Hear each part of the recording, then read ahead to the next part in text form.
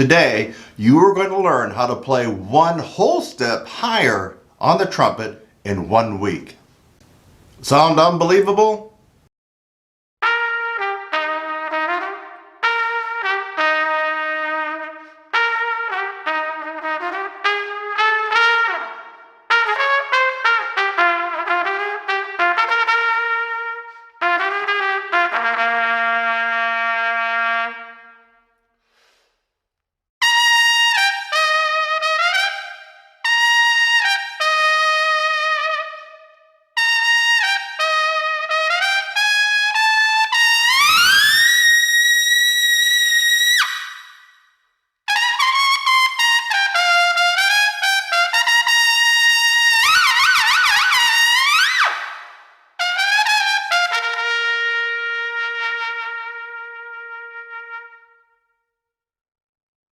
This is installment 3, or Trumpet Lesson 3 in this series on how to play higher in 1 week.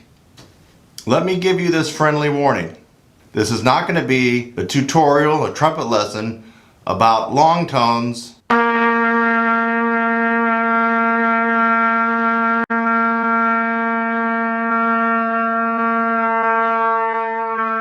or lip slurs.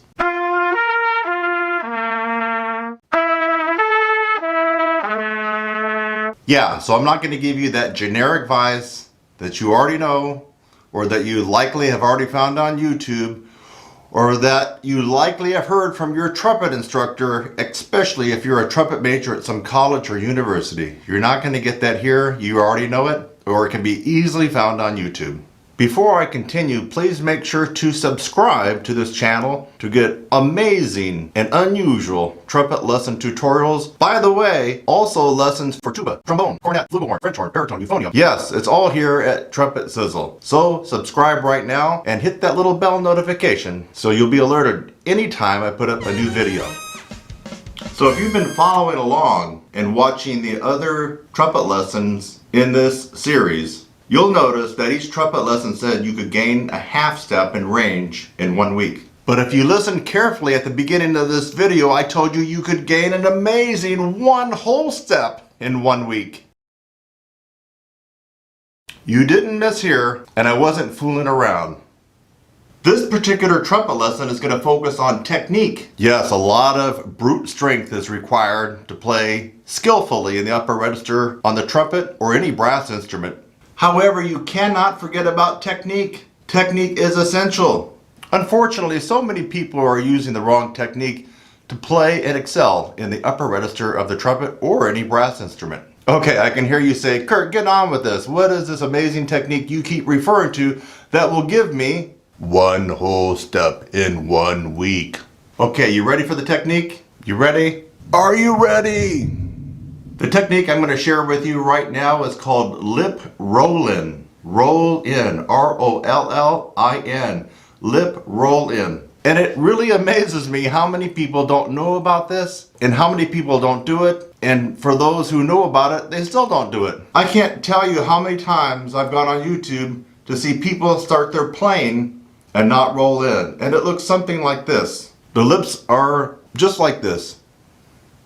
The horn comes up like this. And that's it. There's no rolling. So if I'm going to play in the upper register, it's going to go something like this.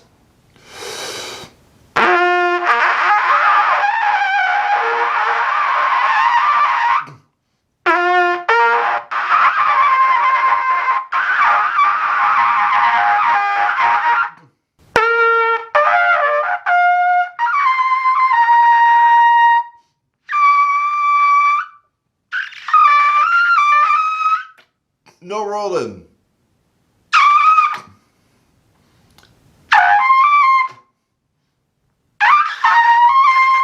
And what you just heard right now sounded like total crap. Why? No rolling. But you heard at the beginning of this trumpet lesson video, I killed it on Sesame Street.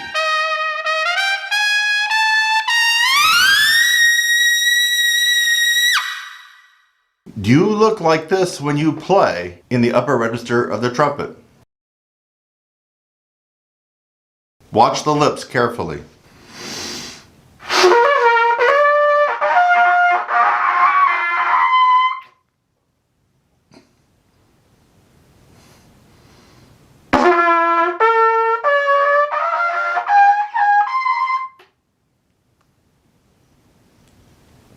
Let me actually roll in and show you the difference so you can hear it and see it.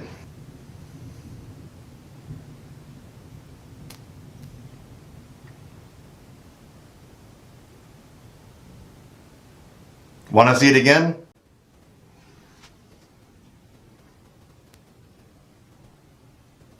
Now, let me go ahead and apply that technique of rolling to playing the horn. Remember, this could be applied to tuba, trombone, French horn, baritone, euphonium, cornet, flugelhorn, E-flat cornet. I put the mouthpiece up to my lips. If I'm going to play low, I'm going to keep a low C setting, what I call a low C setting. It could be a low B-flat setting if you're playing a bass clef instrument. A low C setting. Jaws drop down low. More of a pooch in your lips. Not much roll in.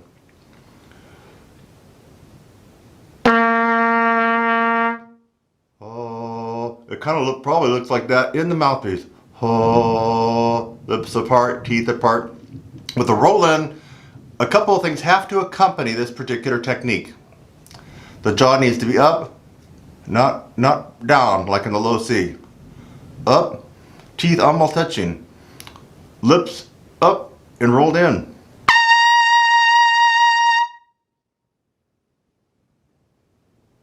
Rolled in.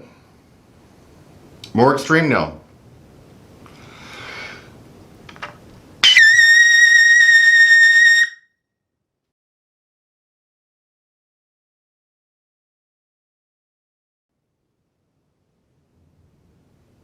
Extremely rolled in. If you can master this technique, you will be able to play one whole step higher in 1 week. Too good to be true? Again, this is not a trumpet lesson about building strength to gain 1/2 step in 1 week. It is a technique, and once you learn this technique, your range will go up 1 whole step. For those of you who are trying to count, that's 2 half steps in 1 week.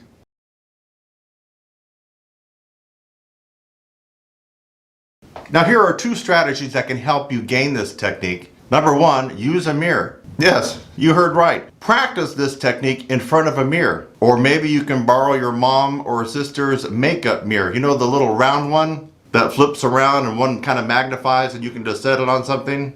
So use a mirror to see what's going on and try to shadow and mimic exactly what you saw me do in this video. You're going to roll in. Strategy number 2, get with a professional trumpet instructor who can show you this technique in person or via Skype. Okay, so did you learn something today? If you did, here's a reminder again to subscribe to this channel. There's a lot of amazing content and actionable material that you can use starting right today. Now I want to turn it over to you. Are you going to use this amazing trumpet lesson technique to skyrocket your range in 1 week? Well, we're waiting. If you're going to try this technique, could you let us know in the comment section below? And what would really be appreciated would be after 1 week of trying this technique, how did it go? Let everybody know in the comment section. You're just going to be helping other trumpet players and brass musicians when you do that. Again, leave a comment.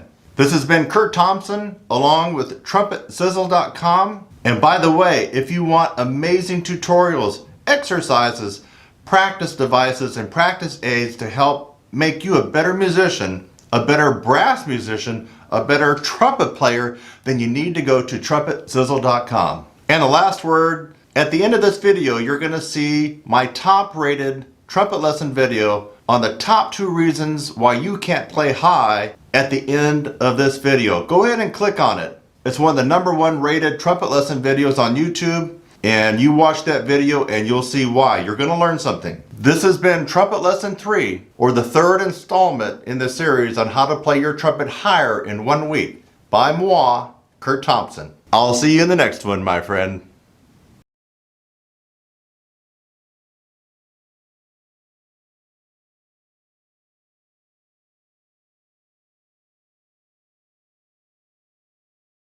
On the trumpet in 1 week. The trumpet technique that I'm going to show you today has really helped me improve my range, actually more than a half step. But we're going to let you guys experience the half step increase in range in high notes on your trumpet by using this one amazing technique. And thanks to this one amazing technique that I'm going to show you today, I am able to play extremely well in the upper register of the trumpet.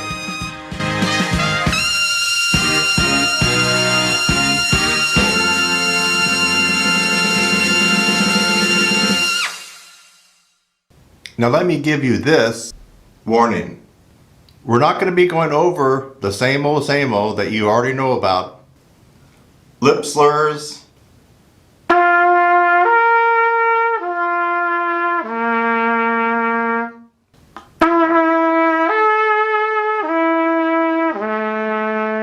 Okay, let me try some high notes here.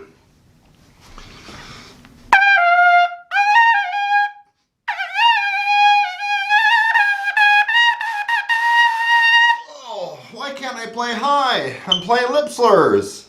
Long tones.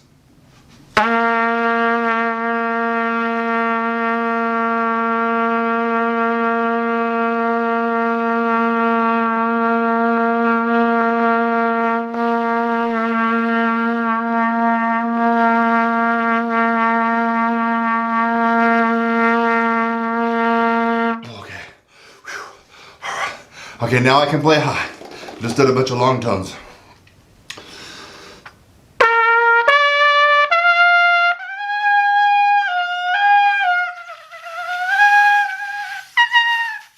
Oh, I still can't play high, even doing long tones. So yeah, this is a warning. You're not going to get that same old advice that you've already been given, long tones and lip slurs.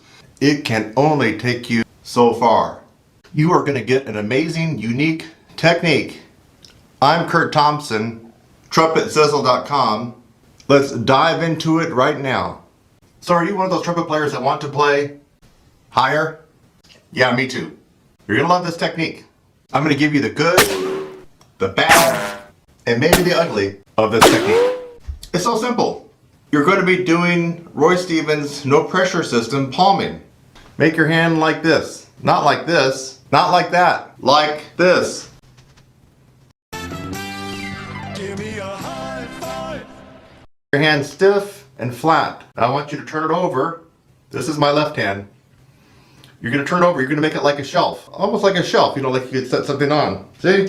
It's a shelf. You can set a mouthpiece on there. See? Just like a shelf. Take your horn. Put it on that shelf. Do not allow your fingers to do this. Even a little bit. Your hands and fingers need to be stiff and straight, almost like popsicle stick. Lay the horn on your hand. Don't grab onto it. Just lay it on like a shelf. If you're not careful, it could actually fall off. That's how you want to do it.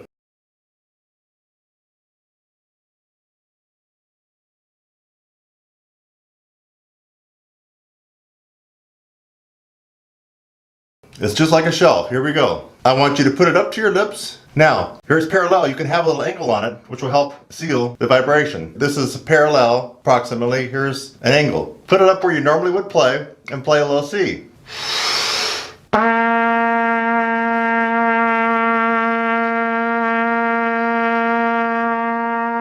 Easy, right? Yeah.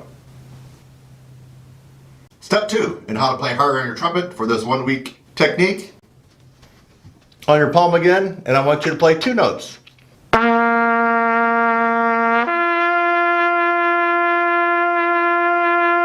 So far, so good, right? Yeah. Seems like we have an echo in this room. Step 3, you're going to add a note. So far we've done the low C on trumpet. We did the low C to the G on trumpet. Now we're going to add a 3rd note, the C. This has to be slurred, and it has to be about mezzo forte to forte, which means medium loud to loud. Remember, hands like a shelf. Lay the trumpet on the shelf. Parallel, you can add an angle to it.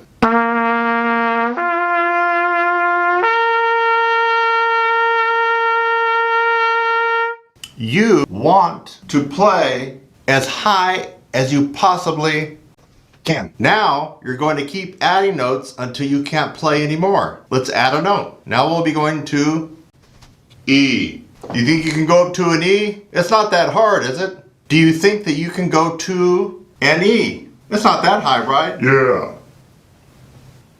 Shelf. Horn.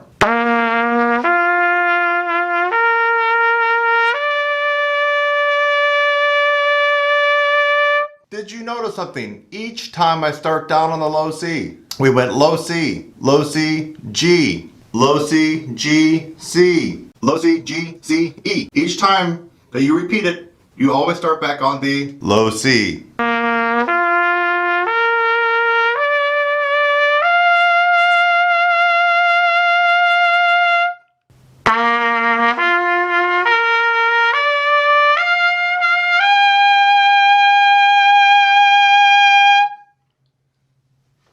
Getting to that high B flat is going to be quite an advanced move for most of you, but some of you may be able to get it.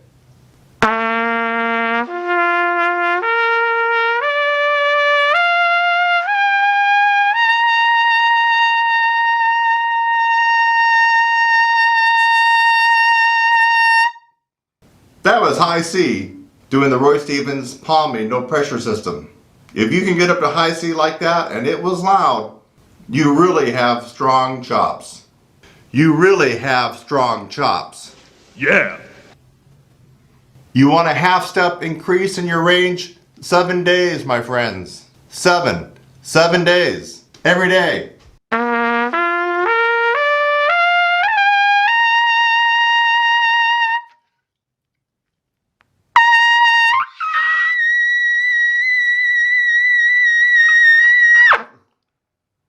Pretty cool, huh?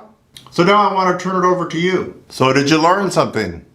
Are you actually going to try this technique? Are you actually going to try it for 7 days? If so, let me know in the comment section. Love to hear from you. Especially if you tried it for 7 days and you got that high range happening. The last word, if you want exclusive tutorials, lessons, and strategies that you can only get here, you gotta go to trumpetsizzle.com. I have something that's gonna help you get better. Tutorials, lessons, DVDs, practice aids, practice devices, exercises.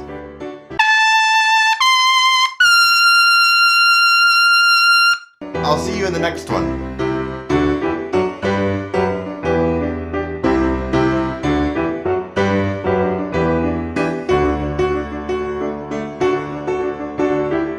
Alright, let's go on to some demonstration with some of the other instruments. What if you don't play trumpet? What if you play French horn? So for French horn, I'm going to hold it like this. Let me kind of back up a little bit. I'm going to hold it like this. And just, you can see how I'm holding it with my hands, just palming it. Alright, let's see what we can do with trombone.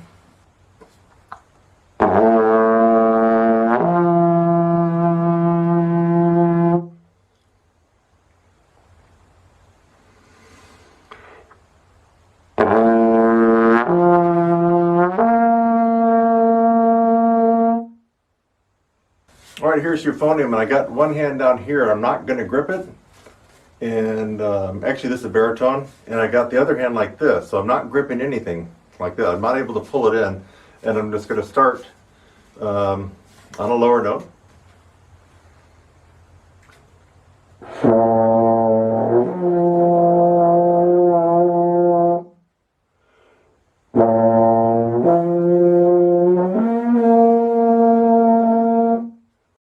Now this guy you're probably going to have to get a little bit more innovative with.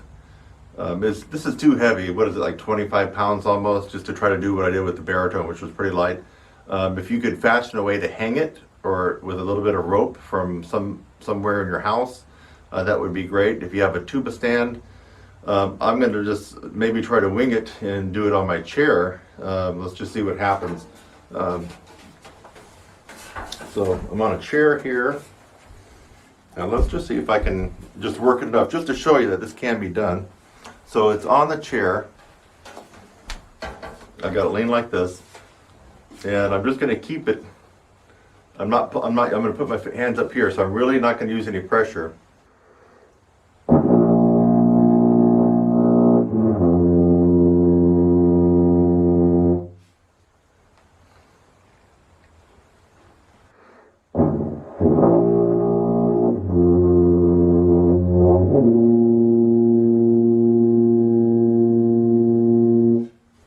All right, are the wheels turning right now? So this would actually be better if you had a tuba stand and you just bring your mouth up to it and don't even touch it. But you could see that I was using no pressure, just with the tips of my fingers.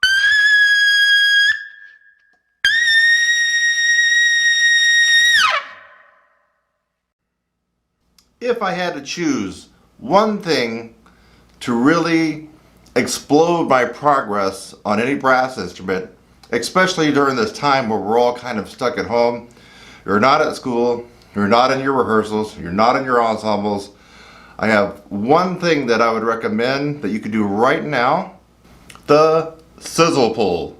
The sizzle pull.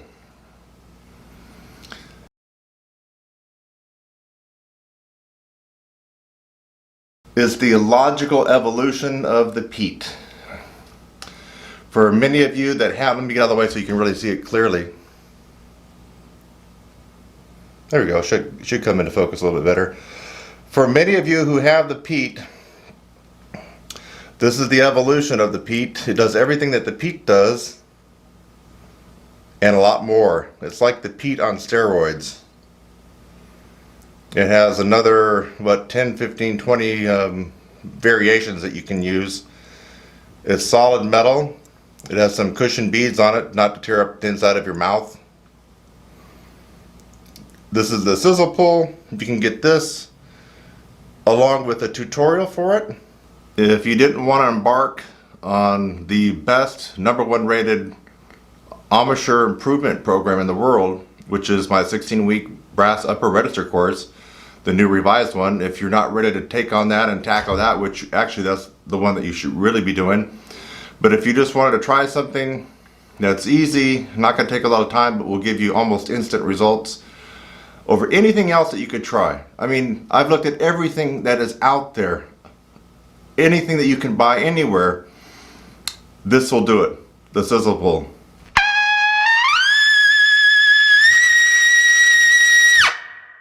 The sizzle pull.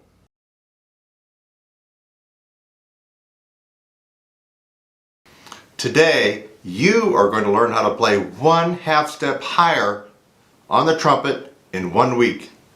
This is a trumpet lesson on how to play higher notes on the trumpet. The trumpet technique that I'm going to show you today has really helped me improve my range, actually more than a 1/2 step. But we're going to let you guys experience the 1/2 step increase in range in high notes on your trumpet by using this one amazing technique. And thanks to this one amazing technique that I'm going to show you today, I am able to play extremely well in the upper register of the trumpet.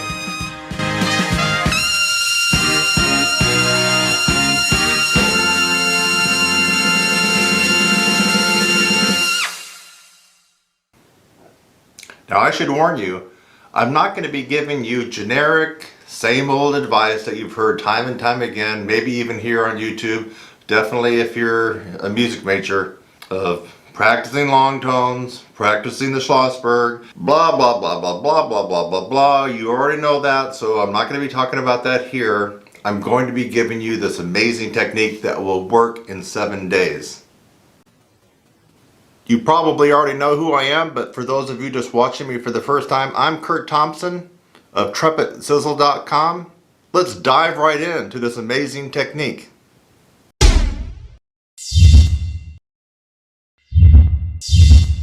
You know, a long time ago I was like you, struggling to increase my range, my accuracy, my power And the real biggie, the endurance, the ability to last an entire rehearsal or performance.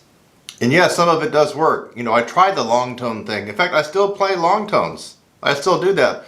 But not as a way to really jack up my range. I mean, I tried that. I had trumpet teachers that told me to lip buzz and mouthpiece buzz 45 minutes a day before I even touched the horn. I tried all that stuff. I didn't really get much out of it, folks. And we're just a few days away from St. Patty's Day, so why not tilt the odds in our favor? I got all green on because this is my lucky day, but it's going to be even your luckier day when you get this extra half step in range in 1 week. This is not a joke, this is the real deal for improving higher notes on your trumpet in just 1 week. This is quite cool. You just have to do it. Alright, here we go. First, you are going to be taking the trumpet mouthpiece and placing it in the center of your chops the way you normally would. You're going to start off on a relatively easy note. Say, for example, middle C. Now watch carefully. I'm going to repeat middle C going to my left, and this will probably be your right, but I'm going to repeat it several times as I slide the mouthpiece across my chops to my left corner. That's probably your right. Watch.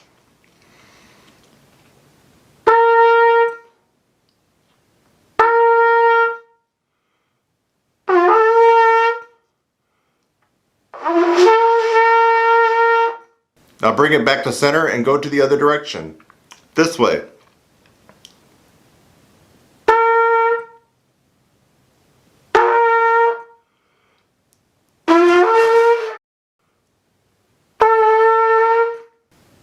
Crazy, right?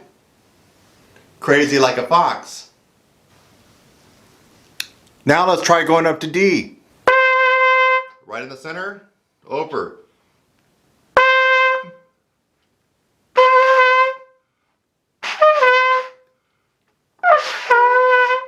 Bring it back to the center and head the other direction.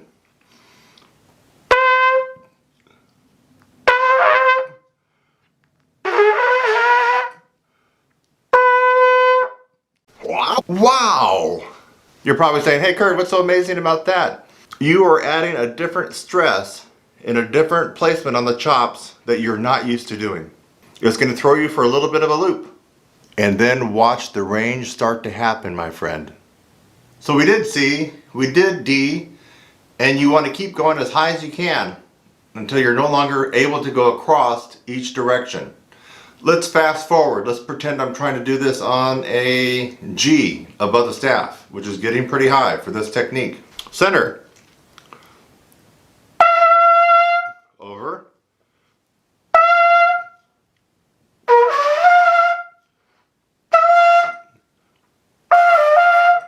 Getting tough. Back center. We're going to go this direction.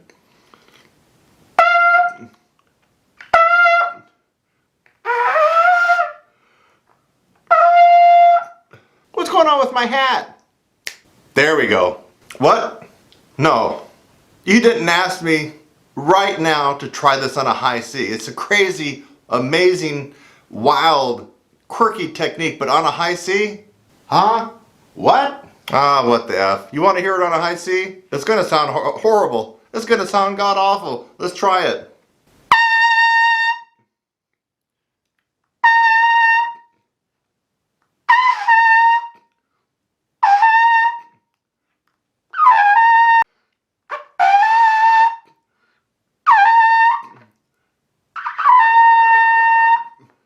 Woo! It was the green hat. The green, the luck of the Irish. The reason I was able to do this on high C. Now, this technique is an amazing technique, and you will get 1/2 step in 1 week on your trumpet. This has been a trumpet lesson on how to play higher on trumpet. And actually, it will work for trombone, tuba, French horn, euphonium, baritone. Now, will this amazing, powerful trumpet technique allow you to do this?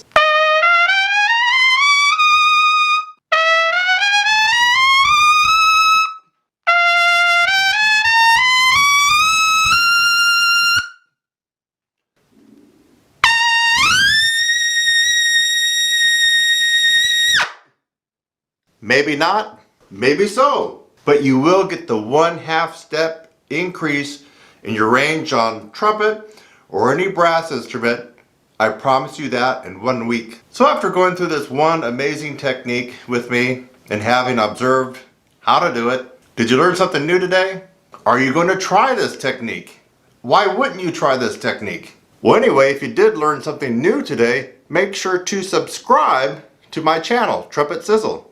It's easy. Just click on that rectangular red button that says subscribe below, right below. Maybe it's right there. It's right there. Just click on it and you'll be automatically subscribed. I'd also hit that bell notification. That way, every time I upload something you might be interested in, you'll get a notification of it right away.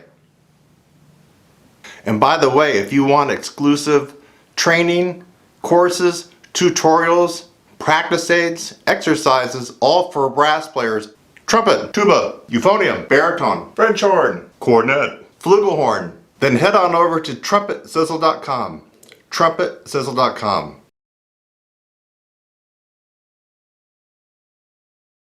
Now, I would like to turn it over to you. Are you going to try this amazing, powerful technique to jack your range up in 1 week? 1/2 step? Either way, let me know by leaving a comment below right now. This has been a trumpet lesson video on how to play higher notes on the trumpet, specifically on how to gain 1/2 step in range in 1 week. I'm Kurt Thompson. I'll see you in the next one.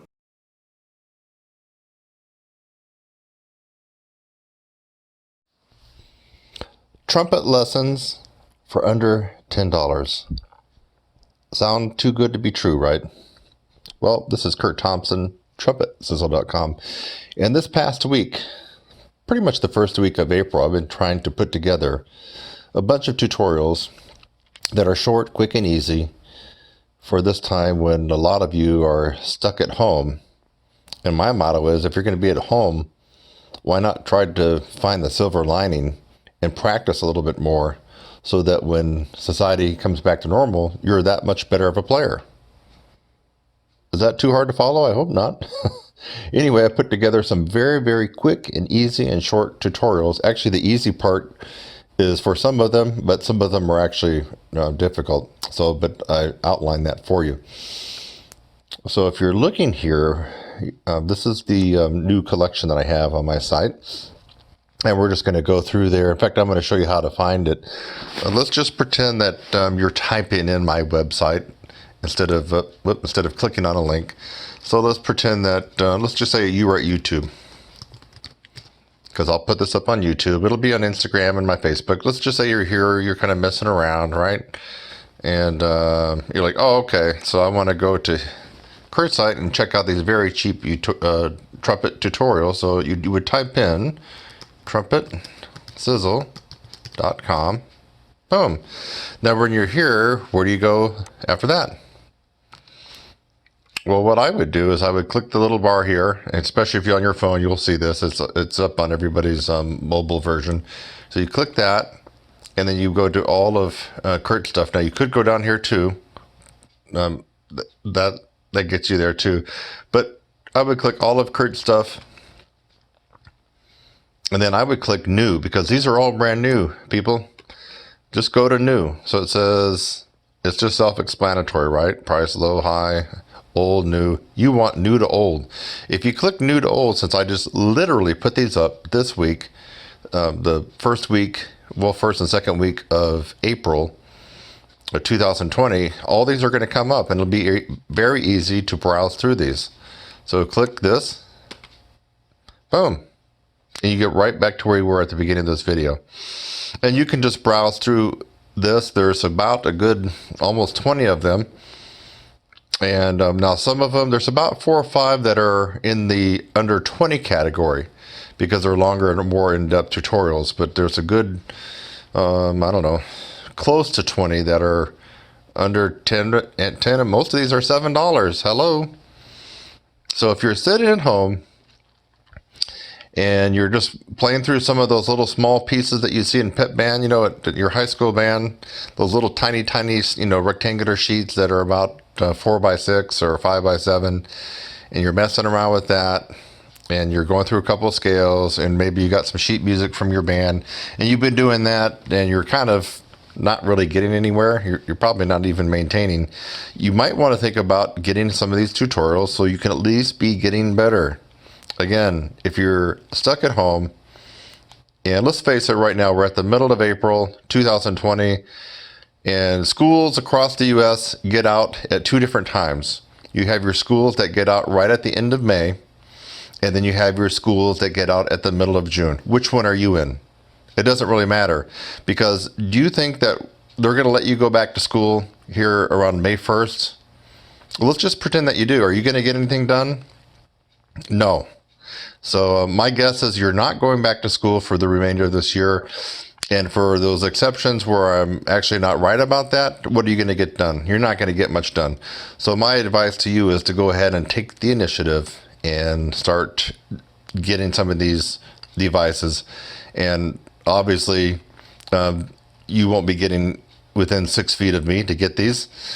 And you can still get better. I spell it out pretty clearly in these tutorials. They're very quick and easy tutorials. So we'll scroll through these very quickly and let you get on your way. Now, some of these are advanced. So let me repeat. Actually, this is not a repeat. Let me say this for the first time. If you're, 13 years old and in finishing up 7th grade, if it says advanced, like right here, it says advanced, don't get it. You're not going to be happy. This is going to be too difficult for you. So beginner videos, I would assume you're probably 5th grade up to about maybe 7th grade. Intermediate would be, let's say, 7th grade up to maybe 10th or 11th grade, depending on your level. And then advanced would be most likely someone that's a sophomore or a junior in high school up to and through college. And beyond, your semi-pro players and your really top-notch players, whatever age, could be 80 years old, 60, 40, or you're a music major in school, or you're just a really good player, but you're likely probably 15 or 16 or older. That would be my guess. So you need to pay attention to these when it says beginning, intermediate, or advanced. So that's critical. You don't need to get something that's going to be too hard to figure out and actually could cause you more harm than good. Like this one here is not going to be good for someone that's, 13 years old. It's not going to be good. So just, I have it all spelled out for you, so it's very easy. You just have to read. Here's the left, right. So this is an advanced lip buzzing tutorial. It tells you how long the tutorial is, and most of these are around $7. It's advanced, so you'd want to be in high school or further beyond that, and be a pretty good player to be getting these. Here's one pretty much for, I would say for a lot of people, but it does have advanced on it. This is my Cool T hissing, breathing, compression, breath, and it includes a test. It's a quick little 4-minute tutorial. It will help you develop the compression breath necessary for playing above the staff for all brass instruments. And don't let this fool you. You'll see that it says trumpet lesson tutorials under $10, but most of these are applicable to trombone, tuba, cornet, E-flat cornet, flugel, French horn, euphonium, baritone, trombone, if I didn't already say it. Just about all brass instruments, most of these will be applicable. So I'm just going to go through, so hopefully something will strike your fancy. What else? This is for all musicians, including singers. Are you a male or female singer in your high school choir or just your church? This teaches you the basic correct breath for all wind musicians. Wind meaning you use your air to make the music. That includes vocalists and clarinet players, flute players.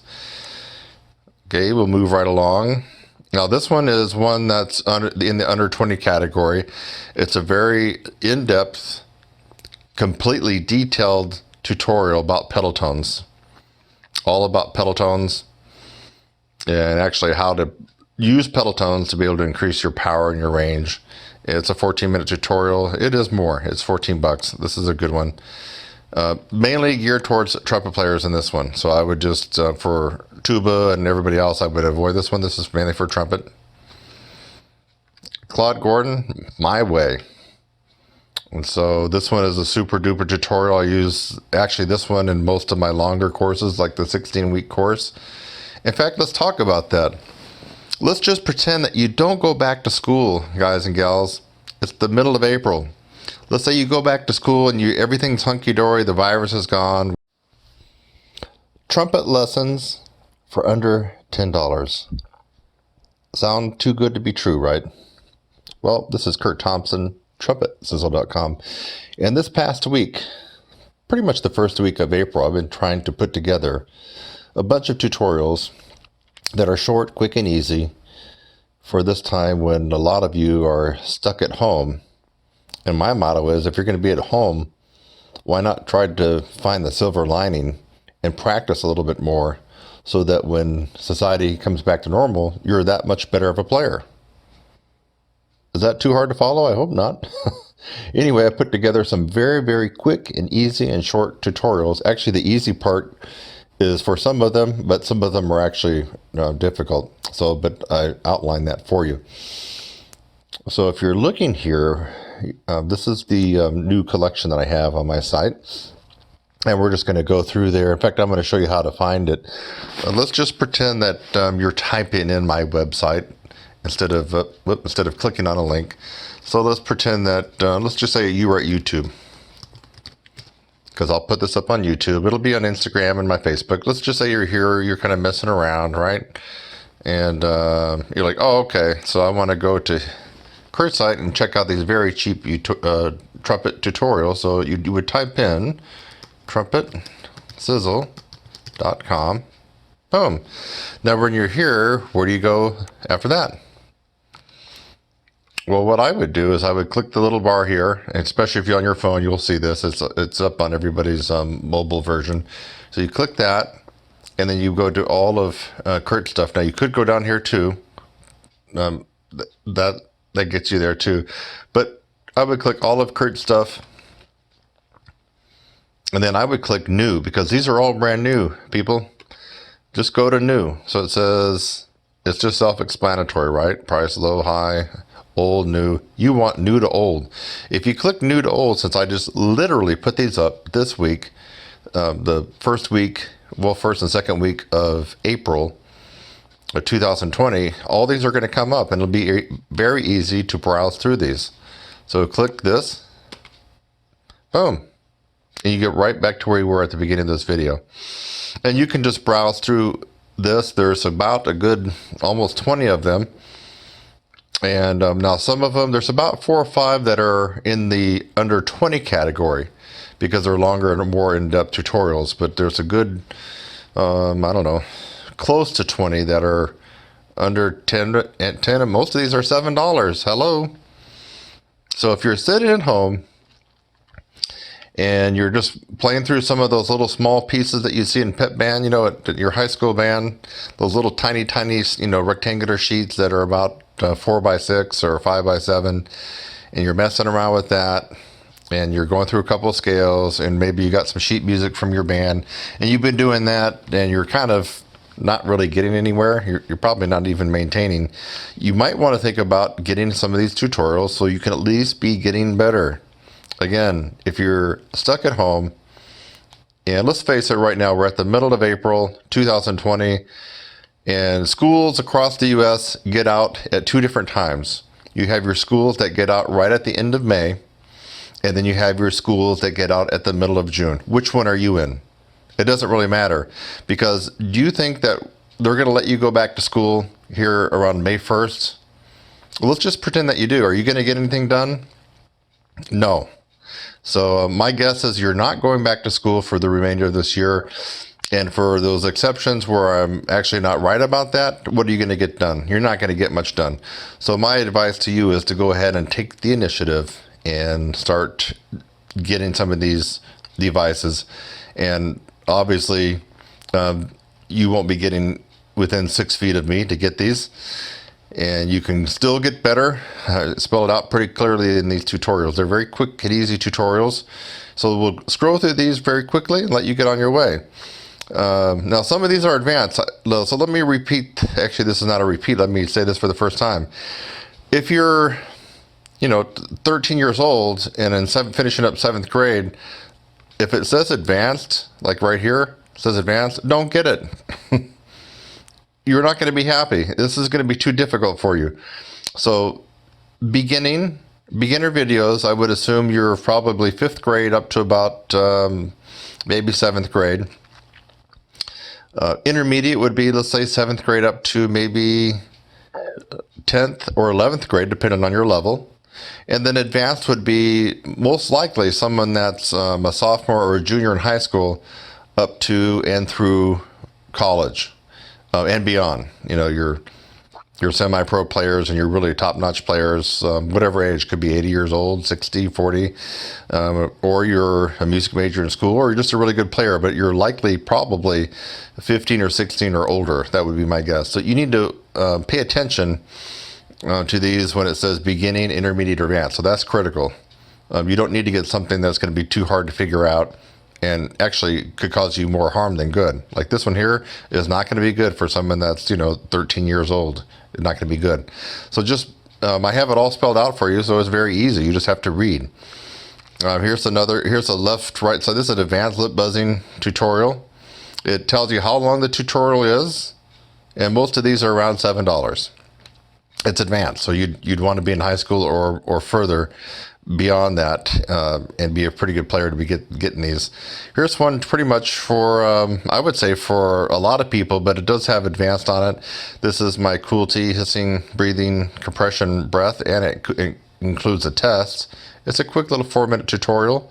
It will help you develop the compression breath necessary for playing above the staff for all brass instruments. And don't let this fool you.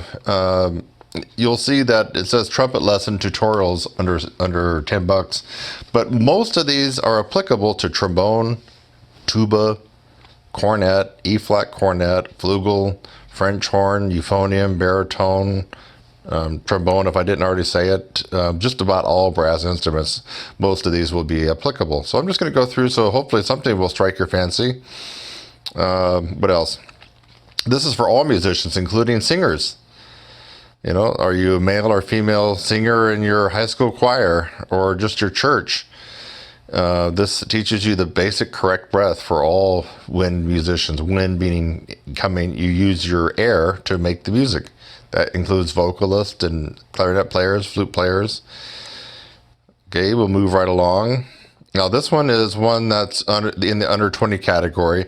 It's a very in-depth, completely detailed tutorial about pedal tones, all about pedal tones, and actually how to use pedal tones to be able to increase your power and your range. It's a 14-minute tutorial. It is more. It's $14. This is a good one. Mainly geared towards trumpet players in this one. So I would just, for tuba and everybody else, I would avoid this one. This is mainly for trumpet. Claude Gordon, My Way.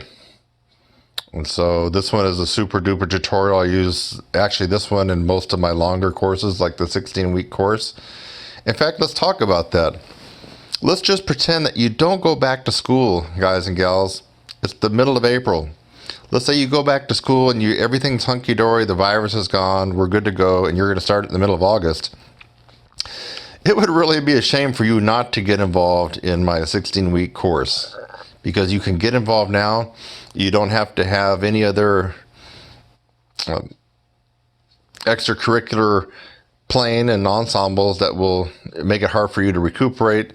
Really, this is another silver lining of this virus. If you're at home or if you're older, let's just say that you're not in school, but let's say you're 50 years of age and you have to work from home or you're just mainly homebound. You really owe it to yourself to get into the #1 rated course for embouchure strengthening, and that's why a 16-week course. And it's just a no-brainer. April to middle of May, middle of June, middle of July, hey, middle of August. Do I got perfect timing or what? You could take the 16-week course and you'd be completely done with a new set of chops and 3 or 4 notes higher than where you play now, better tone, everything better by the time you start school, or for people who are older, by the time your ensembles will be getting going probably right after Labor Day.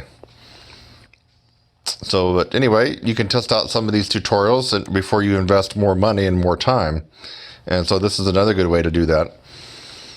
Here's a beginner warm-up. So if you're a pimply-faced 12-year-old kid or 13, or or maybe you're an adult beginner. This would be perfect for you. So 10-minute video.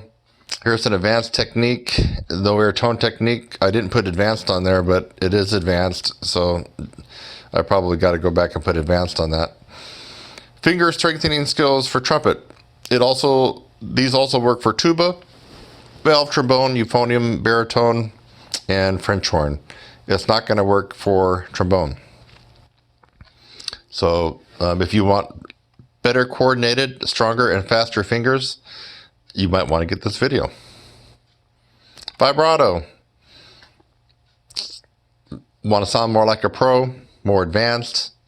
Maybe it'll be more attractive to the audience members instead of have a flat, boring, sound as a lot of people do. Even some professionals, I don't know why they do that, but they will play a solo and not really add the vibrato, and it just sounds flat and boring.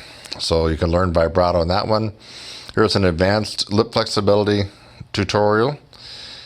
And if you've never played trumpet, if you happen to stumble on this video somewhere, and maybe you play piano or some other instrument, and you've always thought it'd be kind of cool to check out trumpet, and someone gave you an old beat or cornet or trumpet, for $7, you can get this video.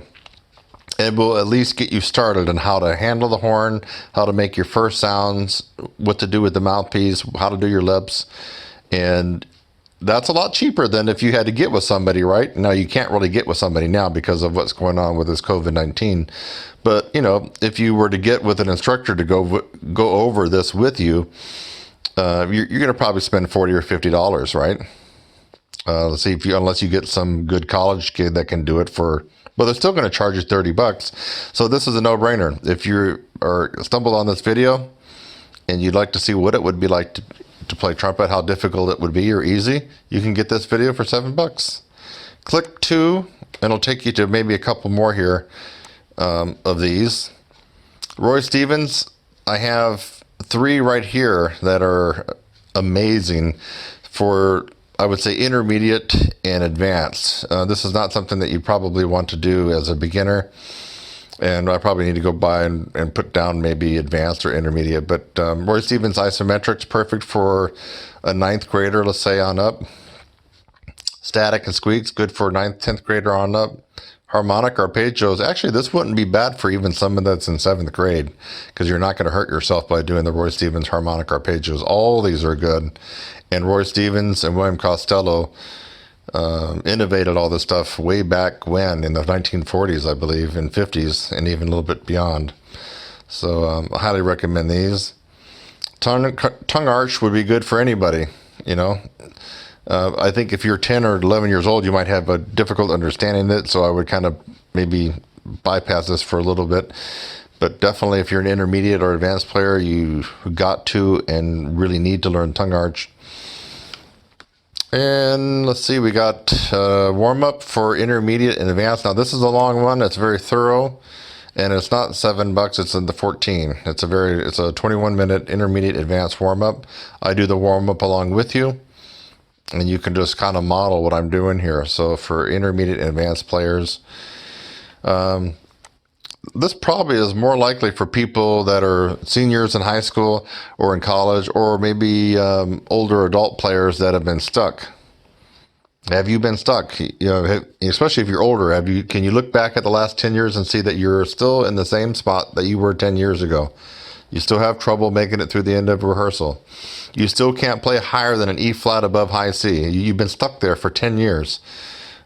Stuck on a piece of music, stuck at a certain level. This will help you get through it. It's a 9-minute video, and I have some certain strategies that will help you get unstuck and break through any sticking points that you have. Move down here. Here's an advanced warm-up. Now this one is not a full warm-up. It's a quickie warm-up for the advanced and professionals who don't have time to warm up. They just got to the gig, or you just got to a concert. For whatever reason, you didn't have time to put in a half-hour warm-up. This has a quick strategy for you to get warmed up in kind of an emergency situation. Have you never tried lip buzzing before? Well, without having to come in contact with another human being, you can get this tutorial and be introduced into lip buzzing. Lip buzzing means no horn and no mouthpiece, just your lips. And if you haven't thought of doing that, I would highly recommend it because it's an integral part of your playing, and the improvement of your playing is developing the strength in your lips, which is a little bit different than the strength in your corners and your cheeks and your embouchure. Intermediate lip buzzing, just like the name sounds, you need to have spent a couple months on the beginning lip buzzing stuff first before you move on to intermediate. And then I do have a longer, more in-depth, and then now this one's tough, an advanced lip buzzing tutorial, and it's a little bit more. It's 14 minutes, $14. I don't recommend anybody get in this unless they've already had a decent amount of experience in lip buzzing, let's say at least 5 or 6 months worth or more. So don't, now you can get the whole collection if you want, but I would go one by one in order from beginning to intermediate to advanced. And there you go, ladies and gentlemen. I got all these cool little tutorials, and it doesn't cost you an arm and a leg. That said, an arm and a leg is going to get you a lot further, and that's this guy right here. It's the 10-year anniversary of my upper register course. It's been completely revised, filmed in FHD, much better audio. Everything's better about this. It's just done a lot more professional. 85 techniques over 4 months. This one is worth the investment, and you actually have the time. If you have a few extra bucks, I have different versions that you can do this one with. Here's a new one I haven't talked about yet. I'll be doing a different video on this one. I now have a DVD version, and I'll be making a separate video showing you the DVDs and the box that it comes in for people who don't like messing around with downloads, and especially during this time, maybe you have a cabin or a second home that doesn't have internet access. Maybe you're up in the mountains, and this would be perfect because you can just put it in your DVD player. So now this is I'm not going to go through all this, but just since we're on this page, this is something new I also haven't brought up on YouTube yet, or to my folks on my roster, or maybe I have, maybe I showed this one, but this allows you to get into my live weekly course that normally is $997 for the 4-month tuition. It's a semester-long course, and that's the one where it's a real class. We meet each week. In the past, some people have not been able to do it because of the cost. So I've turned this into a weekly deal, and you can work with me live each week through this course for $75.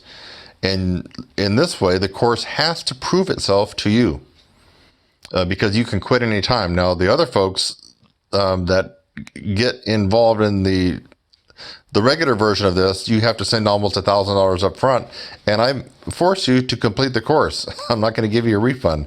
You have to get in and complete the course, make a commitment, and do it. This one here, you do have an out, and the out is you take a week or two, and for some reason, if you decide that you don't like the course, you don't like doing it, then you can just bow out gracefully, and you're done. And I don't foresee that happening, but anyway, you can do that. The other thing about this version is here, you will let the course prove itself to you each week. You do 1 week, you like it, you got a little bit better, you do the next week. Like the next week, so forth and so on. You get my point. It's perfect for the skeptic. So, and also perfect for the person who doesn't have $1,000 wad to put down on the other version of this course. So anyway, we're going to stop there because I'm not going to go through. I got a lot of stuff to go through. I just mainly wanted to show you all the new stuff here that I got here. Stuff that anybody can get. A homeless person could spend $7 on this.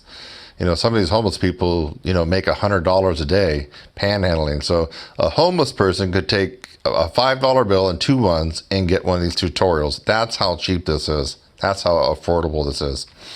So I'm Kurt Thompson. I hope you found this educational and a little bit entertaining. And who knows, maybe as I went through some of these, you heard about some techniques that you hadn't even thought of trying. And at the very least, by having watched this video, maybe it will have turned you on to some things that now you can think about as far as getting better. You have to be at home. No one's going to an ensemble tonight. No one's going to a band concert. You're not going, even you pros, you're not going to a gig. you're basically at home. Why not get better? Why not make the most of this? Look for the silver lining. The silver lining is we can do extra things to get better. I'm doing it myself. I'm working on some things myself. I'm not going to tell you exactly what it is right now, but I'm doing some things myself to actually, make me turn another corner and get better at my instrument. So we all should be doing that, taking advantage of this downtime and use it to practice more. Kurt Thompson, right up here, TrumpetSizzle.com. By the way, that's me in the picture. I'll see you next time. Bye-bye.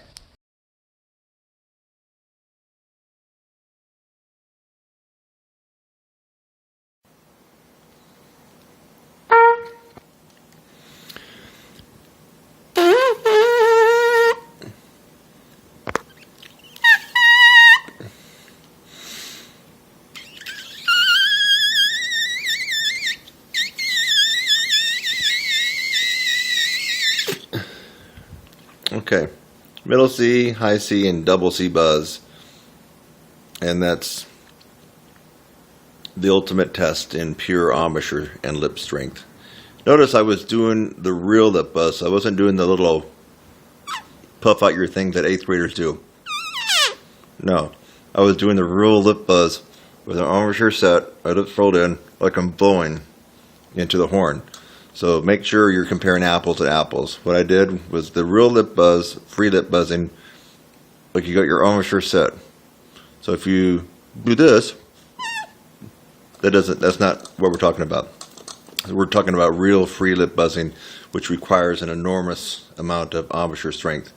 And you can always just about count on the fact that you can buzz a certain note, it's likely you can play about an octave higher than that. Buzz a high C, you can probably play double C. Buzz a middle C, you can probably play high C. Buzz a double C, like I just did, you can probably play a triple C, which is true. So there is a correlation between your lip buzzing and your strength and what you do on the trumpet, what you do on any other brasses. It doesn't really matter, tuba, trombone, whatever. So embouchure strength is the most important thing, the most important aspect of brass playing. Take it away and you really have little left. Little left. You might as well just become a singer. I mean, you really do. If you don't have the embouchure strength, you can't play. I don't know. Maybe you can play in the low register, and that's about all you're going to get if you absolutely have no strength here whatsoever. Nothing really is going to happen on the horn. You could be Olympic swimmer with great lungs and air. No embouchure strength, and it's going nowhere. So there you have it. And I will continue on with this brass improvement series right here. Hey, today we're going to be talking about chop strength or embouchure strength versus air. And it seems like every other day I'm getting an email from somebody with a counterpoint of view for myself about air. A lot of times you hear me say air is not the main thing that's going to get you your range, and it's not the only thing. And then people think that I don't believe in air at all, and that's not true. But we really need to figure things out. Now I love Don Jacoby and his stuff. Bill Adams is wonderful. In fact, I do a little bit of his stuff in my 4-month upper register program, the lead pipe buzzing and stuff like that. So, and then the other yoga breathing techniques. But air, my friend, if you work only on air and think that's the holy grail to ultimate endurance at upper register, you're going to fail. That's just the bottom line. And we're going to find out why today. In fact, I'm going to prove that air is not the holy grail to upper register. It really is lip and embouchure strength. And then the second to that would be how you compress your air. So that is a very important part of being in upper register and playing that way, playing clearly in the upper register. So, and I'm not following a script here, I'm just thinking out loud, but you need to see a good up-close demonstration. That's why I have this camera so close. I want you to notice how much air I'm really taking in to be able to get in the upper register. And if you have half a brain, you're going to figure things out that you got to have the chop strength. You got to have the lip strength. Lip strength is a little different than your embouchure. I mean, than the muscles that surround here. Don't believe me?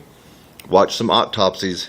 It's pretty gruesome, but you're going to see that the musculature of the face right through here, our embouchure, actually is different tissue than what you have right here. And so this is a little something different here that we want to work on to get stronger.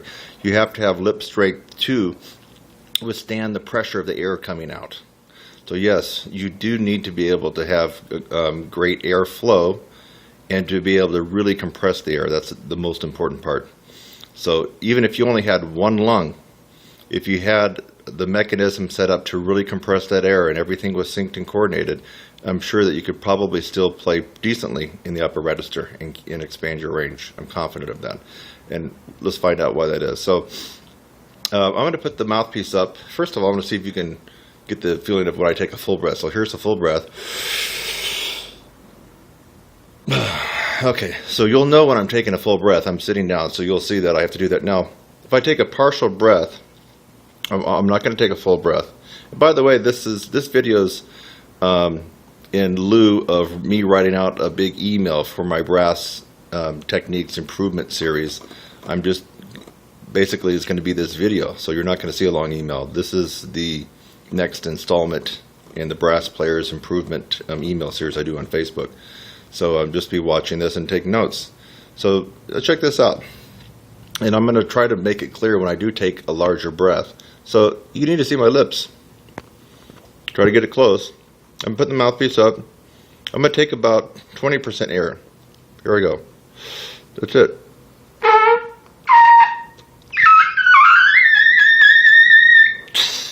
That's only 20%, folks. Now, I didn't exactly have the accuracy that I wanted because I didn't have the airstream pushing it forward.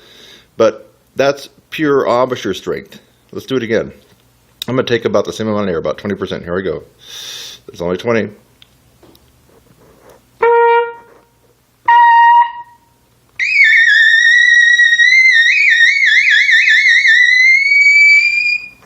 I think I got up maybe around the triple F range, give or take. Wasn't a lot of air there. Now, I will put in a lot more air. So let me take in double that. Let's go up to about 50%. That's about 50.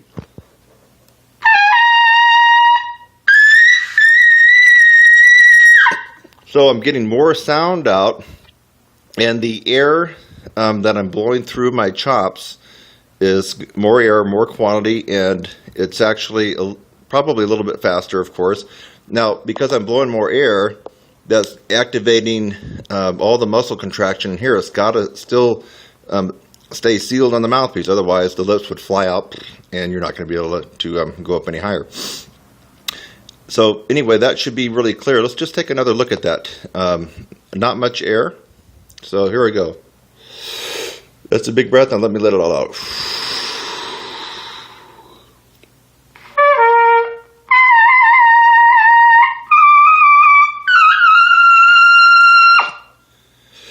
Basically, you saw me playing a double G, that's a double concert F, on the trumpet with virtually no air. Did anybody check that out? I basically had hardly any air. And how loud was it? It came out about MF. So wait a minute. Now, let's go back to Don Jacoby, and we can even include Stamps and some of these other guys, Bill Adams, real big proponents. Even my hero, Bud Brisbois, real big proponent of his wedge breath. He was the original wedge breath guy. Shu came after him. Bud Brisbois is the originator of wedge breath breathing, in case you guys didn't know that. And there's actually two versions. The Shu version, Bobby Shu's, is a little bit different, more applicable to like real-time playing. But Bud Brisbois basically said his way of breathing, this wedge breath, was the reason he could play so high. And tell you the truth, I don't believe that's true. The guy had incredible chops, and I'm pretty confident that even if he had only one lung or wasn't breathing quite as good as he did in the wedge breath, that he originated, he could still play very, very well in the upper register. He had a natural setup, and so I think he was trying to explain why he could play so well. Sometimes when players are born with natural leverage and a natural ability to really compress air, they're not quite exactly sure what they're doing. So they look to rationalize how they're able to do it. You can watch Maynard, one of the ultimate talent in upper register. Just look at his face. He had a natural setup. His teeth and everything was just perfect for being able to get the high velocity out to play in the upper register. Now, of course, he had to work. He had to practice, not shortchanging that. But I think at some point he was trying to figure out how he was actually doing it. He had just this ultimate talent. I mean, he had the perfect leverage just built into a system that a lot of us have to work a lot harder to get. And sometimes we don't even get to that level. So you can watch in some of his master classes that he really explains about that he worked a lot on his breathing, and then he leans back. He's really big about bending knees and leaning back. And I'm going to tell you something, and Maynard is also one of my heroes, just along with Bud, but they're trying to explain how they're able to play so easily and well the upper register when, in fact, they had just like the ultimate amount of talent to be able to do so, a natural setup. I'm confident that you can take in a big gulp of air and practice yoga, lean back, bend your knees, and you're not going to be sounding like Maynard. And you're not going to really get that much upper register. You're going to have to do something to strengthen this area up here in your face. You have to have the strength up here. There's just no question. And what do a lot of people tell you to do? Do long tones, take stuff up an octave, play in the upper register, and really work on your airflow, and you'll get there. Nope, it doesn't cut it. It doesn't cut it. Now, it might for some people who are already predisposed and have the natural great leverage in their face right here, their tongue. Maybe they got if you have a smaller oral cavity and you're using your tongue arch, you really can speed up there a lot faster. So there's a lot of things that really go into this to making natural leverage.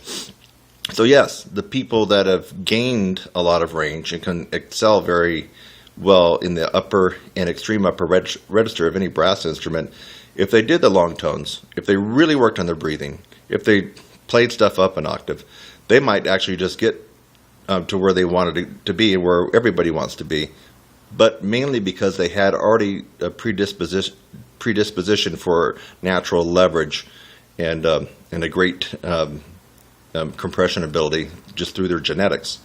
So the rest of us, you're going to have to really be strategic about getting this strength. And unfortunately, for most of us, not one method and not one technique is going to get you there. In other words, you can't just do Bill Adams' method and get there. It's going to work for some people, but will it work for you or me? I don't know.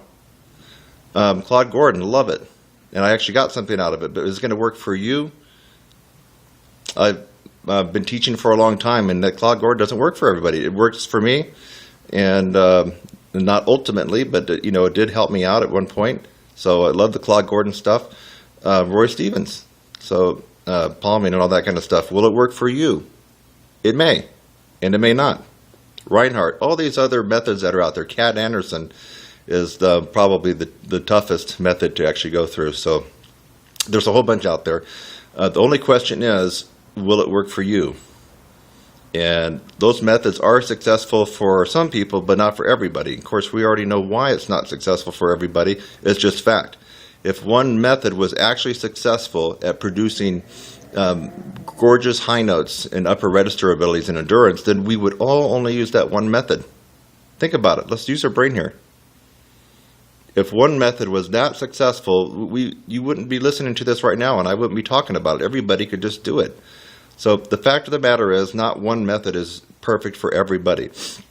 As a result, that's the whole nature of my 4-month upper register course. There's 65 techniques, and these techniques come from every method you can think of. The bulk of it are actually my techniques, and I include a lot of breathing for compression and some other stuff. So you have to take the macro approach to really build in the strength. We don't know which particular technique is going to do it for you. I'm confident that out of 65, 5 or 10 are definitely going to be the magic bullet for you. But what's the magic bullet for you? Don't know. And whatever it is, it won't be the same for me or the same for the next guy or gal. So you really have to use your intelligence here if you want to improve your upper register. And keep in mind, I don't care what instrument you play. I don't care if you're a college professor or you're a comeback player or you're a hobbyist or you're a pro player, whatever. It doesn't really matter. What matters is you have to keep improving your range. You can't be settled on your range, wherever it is at today, because the more range you have, what happens? Even if you don't want to play double Cs, classical guys out there, if you can play a double C, what happens here? Boom. The pressure comes off your lips when you're playing in the tessitura that you normally play in, whether it's middle C up to maybe E's. So you don't have to have the desire to play double Cs. It's just if you can play them in your practice, the pressure comes off here. You get a better sound, a bigger sound, and a lot more endurance. So let's take one more look, and then I'm going to wrap it up here. Really, the air is important, and to compress the air, you really have to arch the tongue in your mouth up, like you're saying N or E or T. Your tongue's actually like this. That it's doing the arch, like that. And you're blowing the air from the back of your throat up and over the tongue, and it comes out the aperture. Now that's great. We got to have that air. But if you don't have the super strong embouchure, chops, and the lip able to contract and hold that air into the mouthpiece, all the air is just going to be useless for you. And that's this brass improvement email series. Hope you get a lot out of it. You're seeing a real good close-up of me, maybe too close. Let's take another look at the mouthpiece. So I'm putting the mouthpiece right on my chops and take a small amount of air.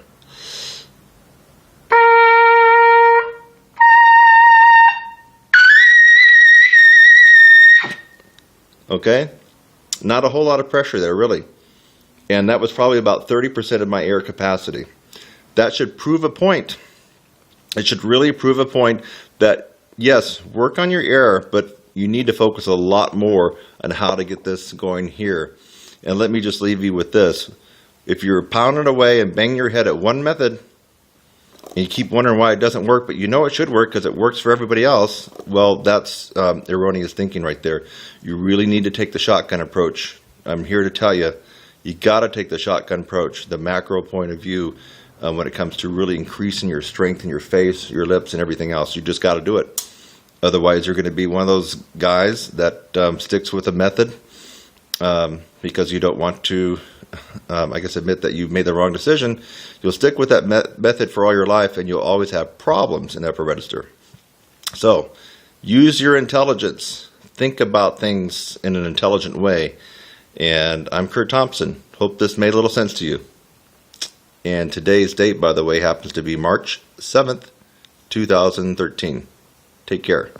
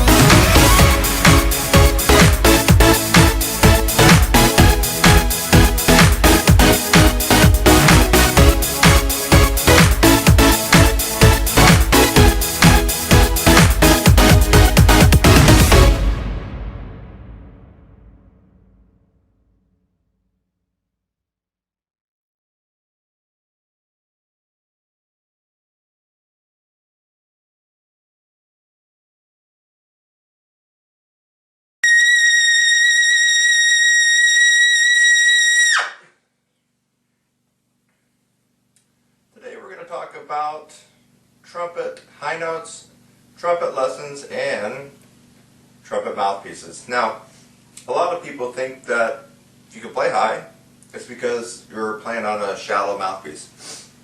In fact, a lot of people that are unable to play high, when they hear someone play high, will say that they're using a cheater mouthpiece or a shallow mouthpiece to be able to get those notes. That's not necessarily so. There's the right tool for the job.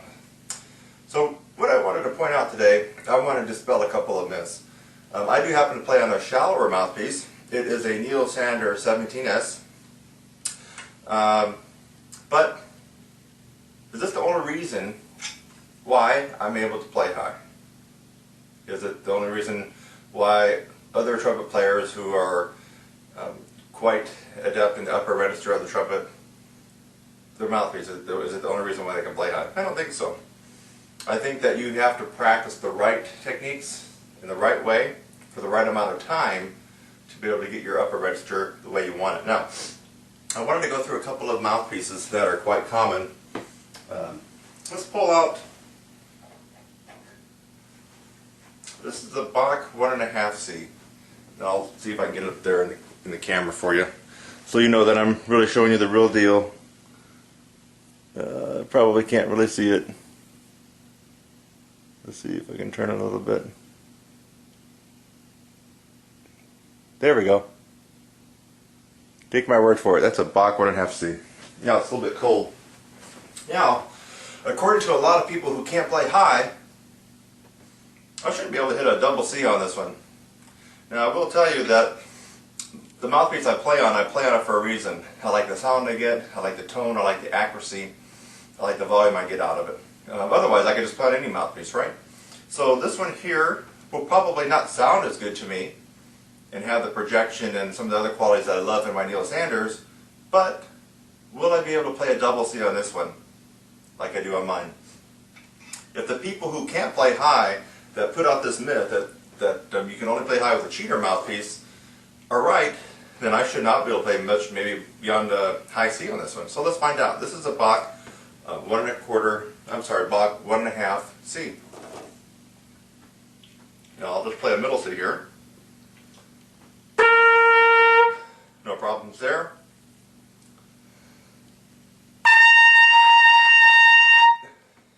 Does seem a little bit harder than mine.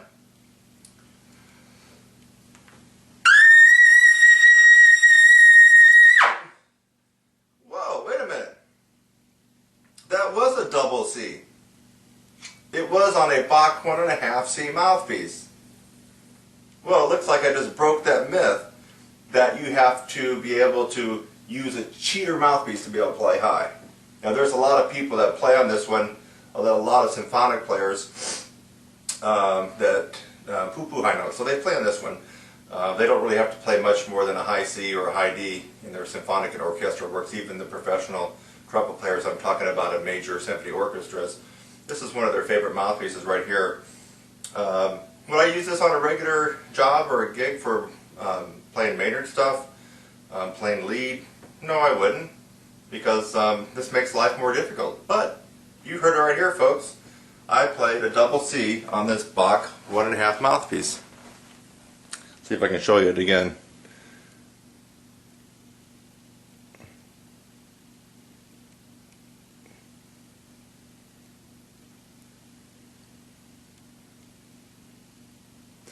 Well, before I put this one away, I got a couple other ones to show you. Let me put it right back in. This is the Bach 1.5 C mouthpiece. I'll put it right back in my horn. Let's just see if that was a fluke. Maybe it's a one-time fluke and I won't be able to get it again.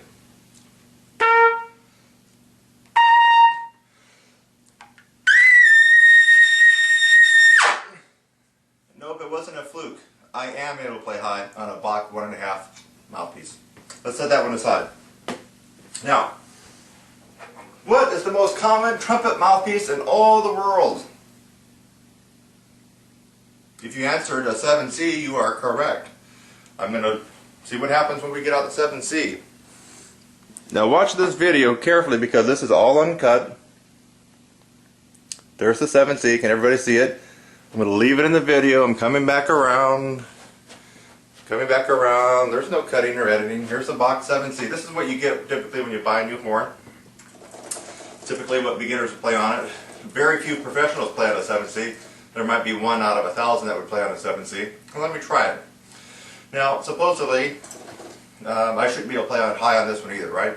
It's a 7C mouthpiece, not a cheater mouthpiece, not a lead mouthpiece. Let's see what happens. Now, if you watch the video, I've been going on continuously there, so there's been no monkey business. It's still in my horn. It's cold.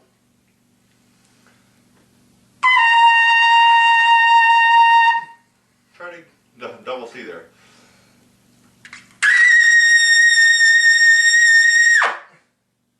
Well, lo and behold, I'm able to get a double C on this 7C mouthpiece. Shouldn't be able to do that, should I? According to the people who can't play high and who use typically the larger mouthpieces, I shouldn't be able to play high on that, should I? Okay, so I played on a Bach 1.5C, played a double C. I played on a Bach 7C, played a double C. Let's get out just a couple more. This one here. This is a Bach 10.5C. Now this is the mouthpiece that a lot of classical players who really can't play high will actually use in their piccolo. See if I can show it to you. Sorry, it's not coming in clear. There you go. You can see it's there. That's the Bach 10.5C. I'll leave it in the frame so you can see me put it right on my horn. This is the one that a lot of classical players, professional, principal, symphonic players all across the country, the major metropolitan symphony orchestras will pop this in when they got to play something high, or they'll put it in their piccolo. And then they go back to their 1.5C. They'll put the Bach 10.5C in. It's cold. Let me warm it up. Middle C.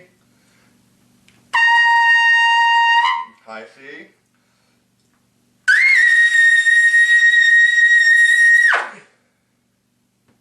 Double C. I'm going to pull right on my horn. You saw exactly what I was playing on. This is no trick photography here. It's a Bach 10.5C. Well, what is this? This is a Bach 12. Bach 12C. We'll try that one. I've actually never played on a 12C before. I borrowed a couple of these mouthpieces just for this demonstration. Bach 12C, I have no idea how I would play this one. It is probably a little bit more smaller than the 10.5C, I'm guessing. Middle C. High C.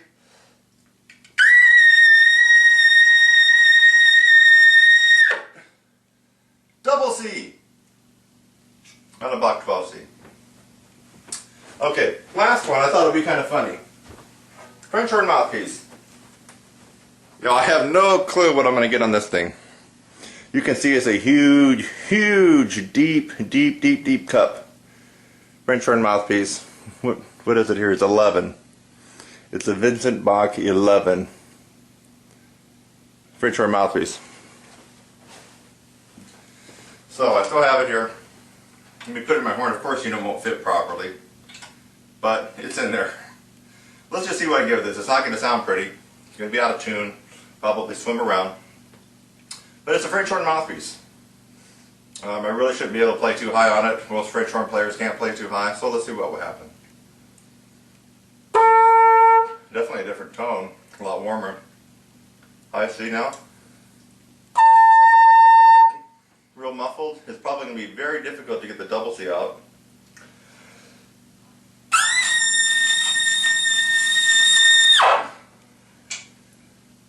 You heard it right there.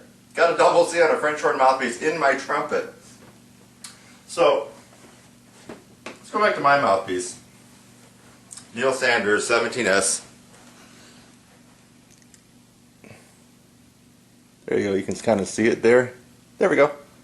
Neil Sanders. You can tell it's beat up. This is the very mouthpiece that I played Gabriel, Maynard Ferguson's Gabriel on quite a number of years ago. So if you happen to see my video doing that one, or hear it somewhere. This is the same mouthpiece I used for that one. Now let's go back. You're going to notice that I can, of course, still play the high note. It's just going to have more of a punch, more power. That's your middle C. Here's your high C.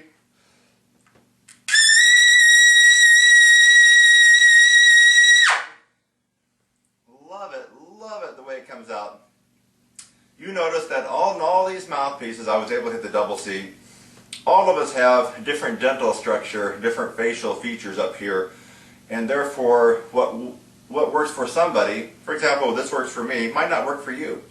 And that's why I would definitely recommend, and I recommend all my students to spend some time going through different mouthpieces and making sure that mouthpiece is appropriate for what you do. This mouthpiece may not be the perfect mouthpiece for a symphonic player, but it shouldn't be the reason a symphonic player would say that they can't play high because they need a cheater mouthpiece. I've just broken that myth right here. You heard me play a double C on a Bach 1.5 mouthpiece. You've heard me play, that's a 1.5 C mouthpiece. You heard me play a double C on a Bach 7 C mouthpiece. That's the standard mouthpiece that every little kid gets when they take their horn right out of the case for the first time. So what can we learn from this?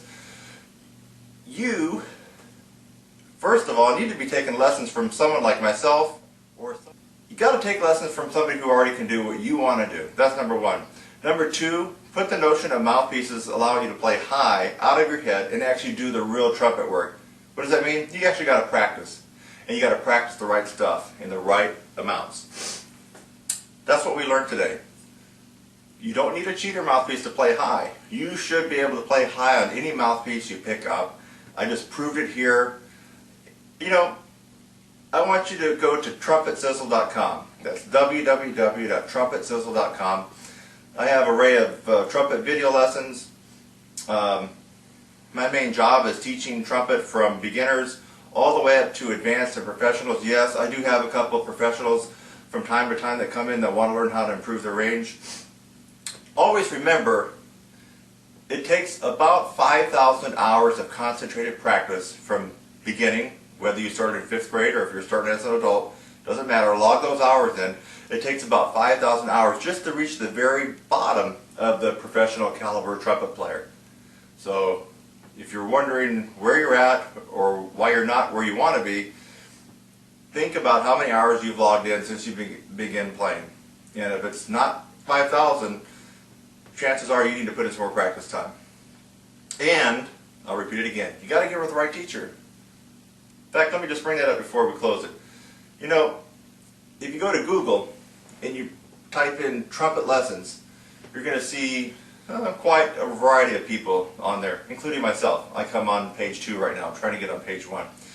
But you want to get with a trumpet instructor who not only can tell you how to play high, show you how to play high, but actually has been out there in front of an audience with different bands playing upper register trumpet music. Anyway, what I've noticed is that a lot of these trumpet players that you're going to find that pop up on Google on page 1 right away, if you try to search their name and find out what they've done, what they played, some of them you can't even find a live video of them playing. But their marketing is really good. So I would just caution you that as you're looking for somebody to help you out with your trumpet lessons and improving high range and everything else, you want to get with somebody who can actually play the trumpet, play the way you want to play, and has actually proved it with bands and other live audiences. Go to TrumpetSizzle.com. See you there.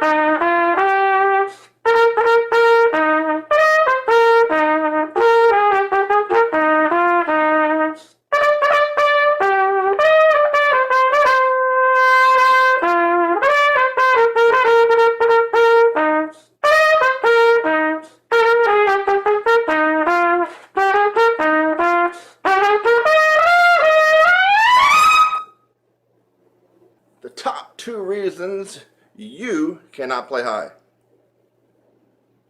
Well, I just demonstrated one of them. This, the meat, the muscle, right?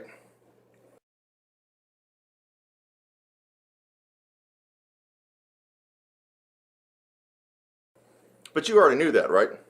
Yeah. You know you got to have chops. You got to build this. Everything. All these muscles, everything. It's all got to be built up strong. So you know that one, but maybe you didn't. Maybe you thought it was talent. Okay? A lot of people think it's just talent. Can't play high. I was just born to play third chair. Just the way it is. Don't get mad about it. Don't beat yourself up over it. You just weren't born with the talent to be able to play high. Actually, some people feel that way. But that is 100% wrong. 100% incorrect. That's your belief system, but it's not reality. Your belief system, but not reality. So the top reason that you can't play high is you haven't gone through the process of training this and the whole mechanism from diaphragm to here to out to the horn. You haven't gone through that process. Now you can look at video, YouTube after YouTube. In fact, I just crossed over the 600 mark on my YouTube channel. Videos available to the public. You can watch them all. You're not going to get that miraculous improvement in range and endurance just by watching videos, even though I'm giving you some good advice and others are giving you good advice. You have to go through the process. The process is systematically applying so many different angles at your chops, your breathing, your tongue, strategically over a period of time, infused with momentum. That's what the process is. And you're not likely to have gone through that process if you're watching this video, or maybe you're just watching it just for giggles. But you have to go through the process. It seems like a lot of teachers that can actually play decently high are not taking their students through the process. And as a result, the students don't end up playing as well as a teacher, and they don't even make that much improvement. It's about the process, not about one or two techniques or a routine that you're going to do. About the process. So, if you watch my stuff, you will get better, and you are certainly going to play a little bit higher, a little bit better, a bigger sound, a bigger tone, more accuracy, better endurance, yes.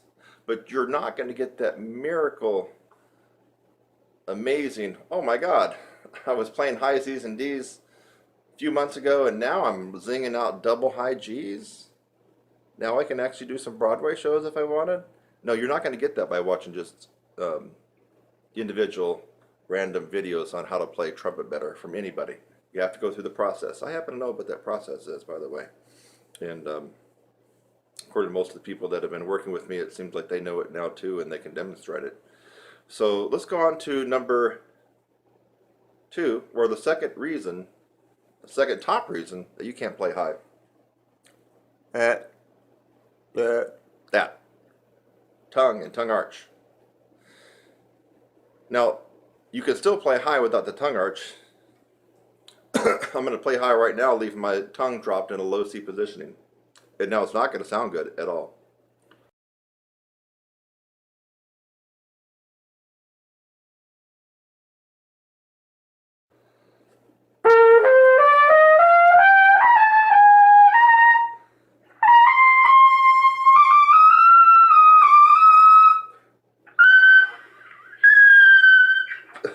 Okay? How am I able to still get up there even though it sucked? I had the chops. But having the chops is one part of the equation. If you don't have the tongue arch, my friend, you can have the range. F, G, weak, kind of brittle sounding, stiff sounding, not that powerful. But I can get those notes. That proves to you right there that if you're still not doing some things right, that you can still gain some altitude just by developing your chops, but that's not going to be the panacea. And what you're thinking about is an end result of how you want to play. So the tongue arch, the less space you have in your mouth when the air is coming out, you're going to zing out higher notes because the air is going to be speeding past the lips, vibrating them faster, vibrating the air that goes into here, coming out here, it's going to all be faster. Okay. So how do we do that? It's the tongue arch. And it's kind of one of the most elusive techniques on the trumpet. It really is. I get people that can actually play pretty decently up to high C, D, even E, and they're not using tongue arch, but they're so used to not using tongue arch that they can actually play sometimes at the professional level or as a professional in a symphony. It's quite amazing how they can do that. They're making things in life very, very hard by doing that, but yet they've accommodated not knowing about the tongue arch or not being able to do it. So what if you had a screwed up embouchure, or what if you thought you didn't play correctly? Well, here's my natural setting. What if I played poorly? Let's move the mouthpiece over a little bit. There we go, see it?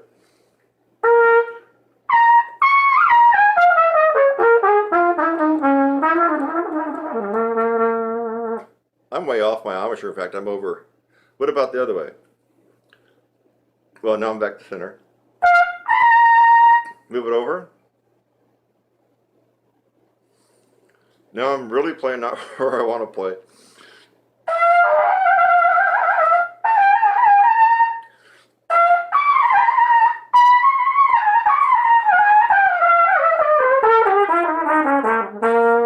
I can still do it, but it sucked that on that one side compared to the other. So I've showed you that with no tongue arch, I can still play high. Playing on a totally screwed up embouchure, one side to another like that, I can still play some, actually into the upper register above high C. So it's the tongue arch. Tongue arch. So quit looking at whether or not you got a bad embouchure, a defective embouchure, whether or not you think that you're playing a little off center and your teacher's on you for that. If you play too high, play too low. You can work on that stuff later, but that's not your problem. The problem is tongue arch, especially if you've got the other part handled, the musculature, the embouchure, and the strength. But a lot of people don't got that handled either. But it's the tongue arch. With the tongue arch, you can do quite amazing things. So if you can play high B flats, B's, and C's with the perfectly executed and advanced tongue arch, that those high C's automatically turn into E's and F's with no change in the musculature and the strengthening of the embouchure here. Tongue arch works wonders. That's the second reason that you can't play. And if it's the second reason, or it's the second place why almost all brass players can't get altitude and can't have good endurance. It seems to be mystical and ambiguous, foggy, murky, unclear what the tongue arch really is. But basically, if you can take the tip of your tongue, that's the tip. Take it and put it under, behind your teeth, your lower teeth. Here's upper, lower. Take the tip, go down, anchor it. I have the tip anchored right at the bottom of my lower teeth, where the teeth kind of almost turn into the gums, right at that gum line, or you run out of teeth, and you can feel the wet gum. That's where you anchor the tip of your tongue. Yeah. And then the tongue arches up, like you're saying in, or E-I-N-G, swimming. Yeah. So that's when you're at maximum tongue arch. And here's a good test for you. I made another tutorial about this, but it was kind of shorter. So you can try this on different things. Here's me going from second line G to C on purpose. Okay?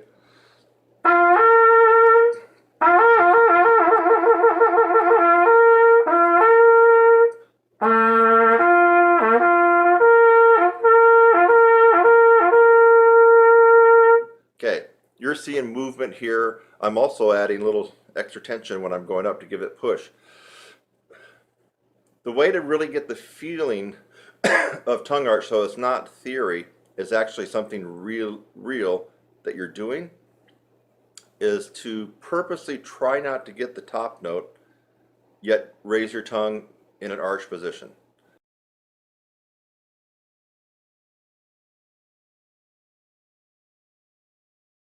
So right now I'm going to take a big breath, I'm going to hold a G, but during that time what's happening inside my mouth is this. My tongue is arching up. You already know that tip is placed behind my teeth. So it's going here, up. And I'm purposely going to try not to get the C. Watch what happens.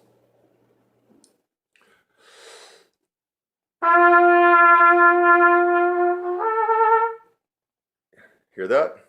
Of course it didn't sound good, but I'm purposely trying not to get the C. I don't want the C to come out.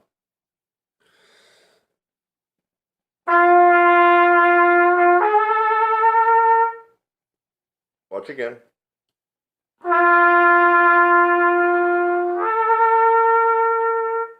Again.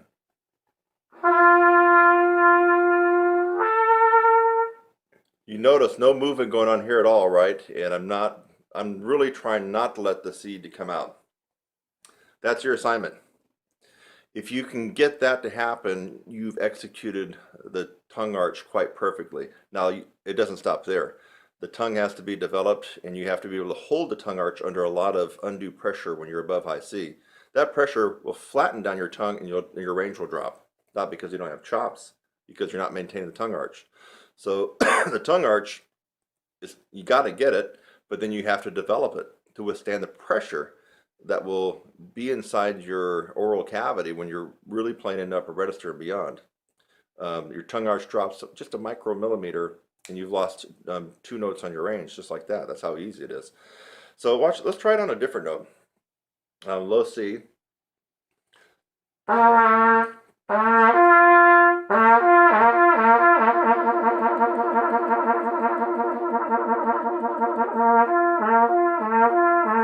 I'm trying to do that, right? You can tell. What if I take a big breath and purposely stay on that low C? Don't let that G come out.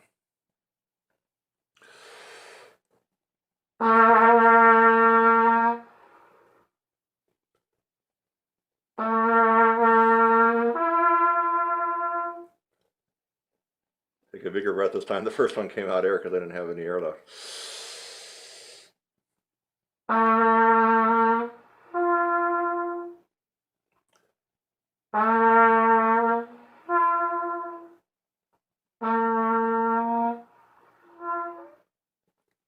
Even low C to G, which is a wider interval, isn't it? It's another note wider, so you're going to fifth.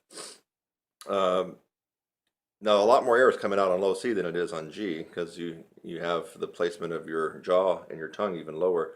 But still, you could hear that something was happening. In fact, the air started to cut off. And on that first one, did you hear that? It was almost no air. I mean, it was just air coming out. But the low C would not come out. So don't think that was a mistake. The low C would not come out anymore. Let me just see if I can go for the air again because that was pretty important. I'm raising the tongue up to the point where the low C will not vibrate anymore.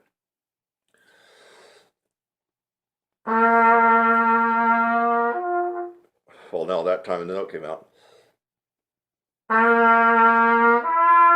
No, hold on, let me try it again. Trying to keep the low C down, but I'm raising my tongue into a tongue arch.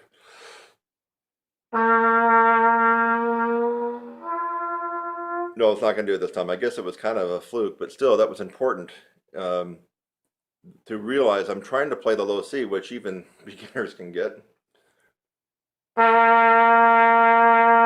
So you know something was going on inside here.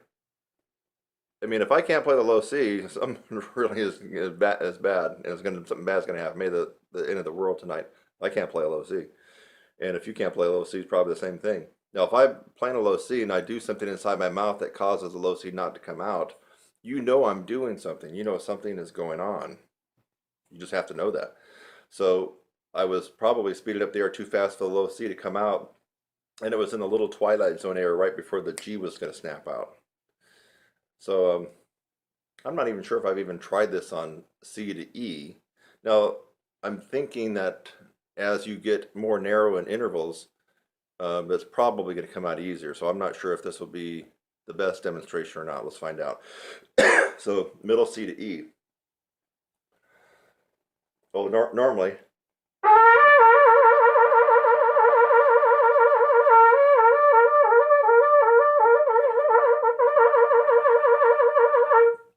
Now, I'm going to try to keep it at middle C and not let the E come out. Oh no, okay, it gets easier as you go higher, actually.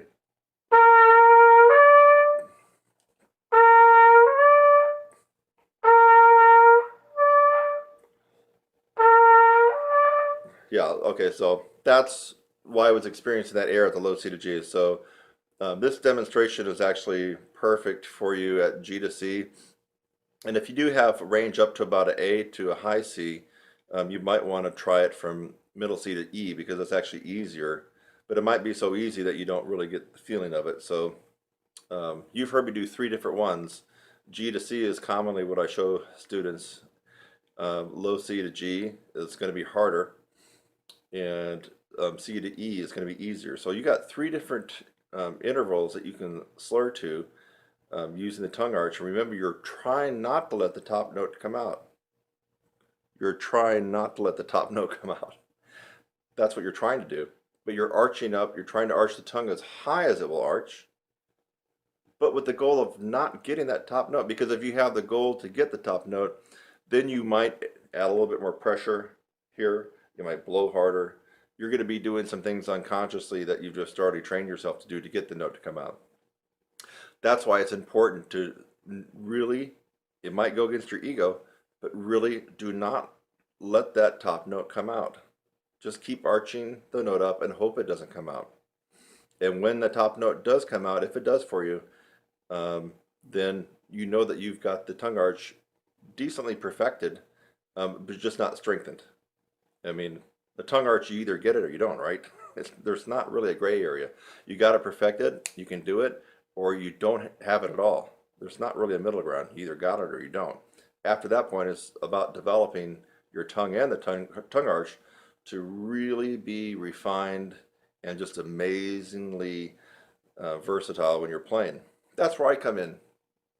Have you ever heard that I got a website called TrumpetSizzler.com, and that I teach a lot of people, especially a lot of advanced and professional players that want to get better with endurance and range? Well, if you haven't heard about it, you're just hearing it now. I actually do that. That's kind of actually what I'm good at. And I do I'm good at some other things too, but I kind of have this natural knack for helping people out with that. So if you'd like to learn more, you can definitely look at more videos here. And if you're watching this, why not go ahead and subscribe? You can support me. You're going to get an instant email when I put up new videos like this. And I don't know, I think that you're going to learn something and become a better player. But if you really want to take the horse by the reins and run with it, you got to do something, and that's called going through the process, which I alluded to earlier in the video.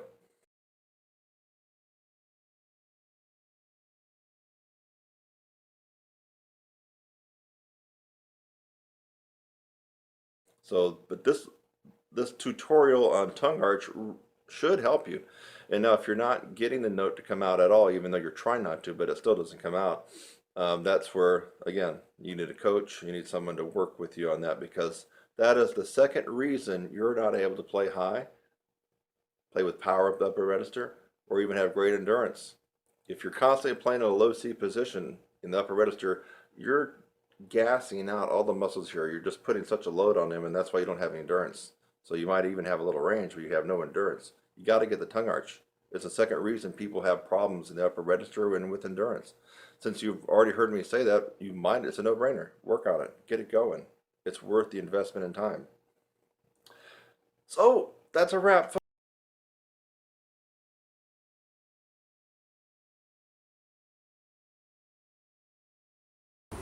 Hey guys and gals, I've been using a cool little tip, shortcut. Again, this is not a substitute for the process or for enrolling in lessons, and specifically we're enrolling in some of my pedagogical specific courses like upper register, technique, lead trumpet playing, breathing. But I have found that this is a very potent and quick results producing technique. And I call it the frozen lip bend. I've scoured Google, YouTube, even that crappy little site called Vimeo. No, there's nobody else that has come up with this, so the date of this video will be the copyright for this particular technique. It's the frozen lip bend. We could almost call it deep frozen lip bends. And so you've seen people demonstrate lip bends almost in a half-step fashion, and it looks impressive. They're doing things like right.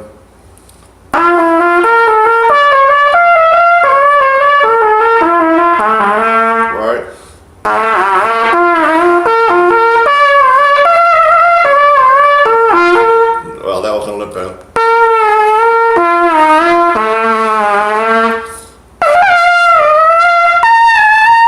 Okay. I was doing that in 9th grade, folks. I mean, come on. So when you see someone, a pro that's screwing around, lip bending like that, that's kindergarten stuff. You want to go up to the heavyweight league with the big boys, then you do deep lip bends on any brass instrument. Not this little half-step bullshit jargon that's not going to get you anything. So here we go. I like to play the F sharp in the G progression down. So play the F sharp. Now no valve. Soft and increase dynamics.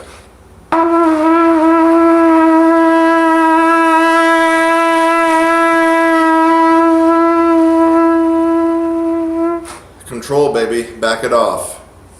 Okay, now that is the half-step lip bend that you hear all the time, except that was a frozen lip bend, not quite deep, but now it's going to get deeper. Now let's go to something that you don't hear anybody doing unless you've watched another of my tutorials on lip bending. We're going to go down to F natural, which is going to be the whole step below G.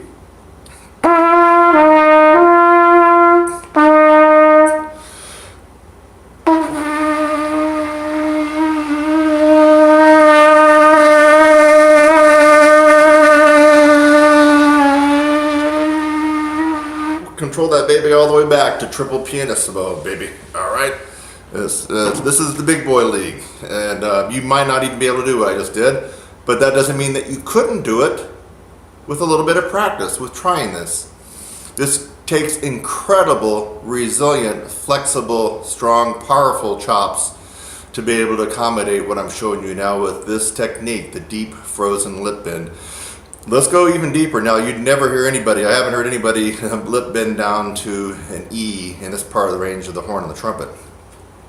So G to, now we're going down a minor third.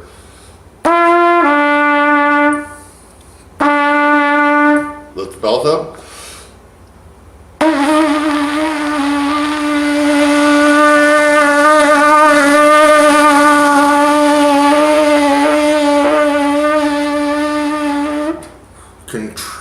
Incredible amount of control there and finesse to be able to accommodate that. You have a favorite celebrity trumpet player, and if you're friends with them, ask them to do what I'm doing. The odds are very considerable and stacked against them that they won't be able to do that. So now we're going to get into the extreme minority of all professional. Actually, this is not even professional. This is way above professional level playing. And you have to have worked considerably on the physical aspects of brass playing to be able to accommodate this, to go down a major third and control it. So G down to E flat.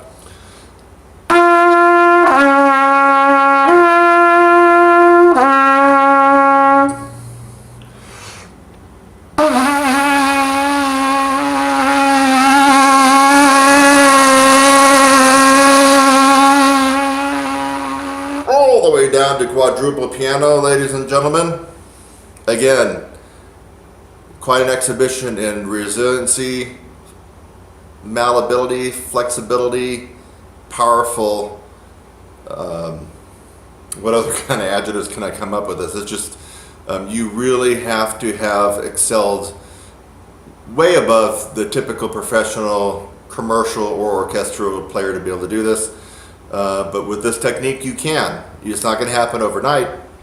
But what is going to happen is as you keep working on this, you're going to notice that your sound opens up. Your flexibility just becomes like a hot knife through butter as you go through all registers of the horn, and the facility of the horn is just going to be a piece of cake. Of course, your range is going to improve.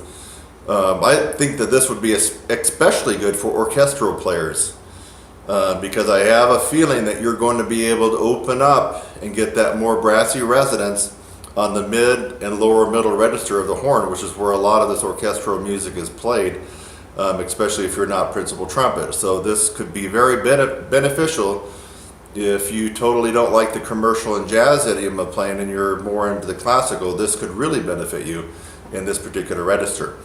Now let's go to no man's land. We're going to go down to perfect fourth. Man, this is like super deep.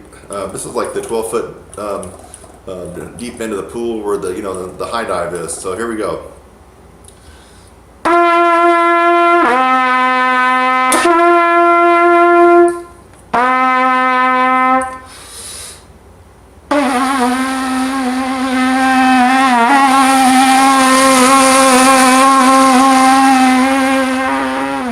Very difficult. In fact, you even heard me falter a little bit. I'm not perfect.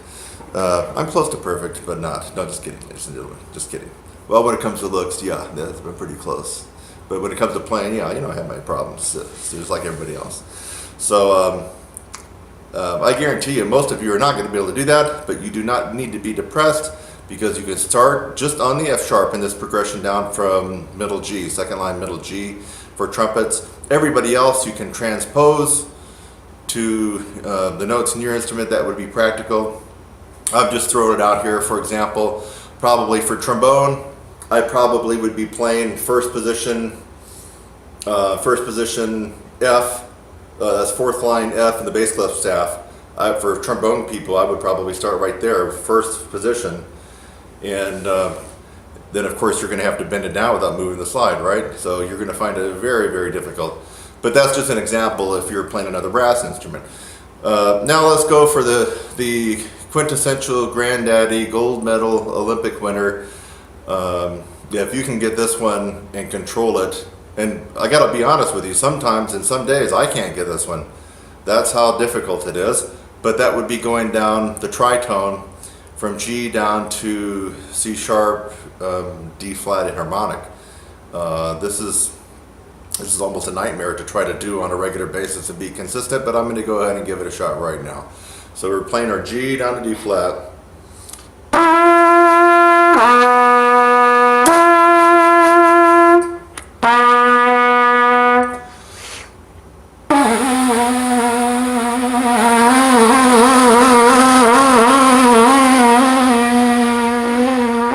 Oh, almost didn't get it. Folks, that was rough and tough and tumble. If you can do that and control it, you just certainly have to have chops. I would almost bet without hearing you playing anything else that you probably have a good core to your sound, amazing dynamics in all registers, and just great facility all over the horn, whatever brass instrument it is. So this was Kurt Thompson with another amazing proprietary and unique tip, trick, and technique for brass players that you've never heard before, and the date of this video will be its copyright. No one else has done the deep frozen lip bend. Try it, you'll like it, comment below. I'll see you in the next one.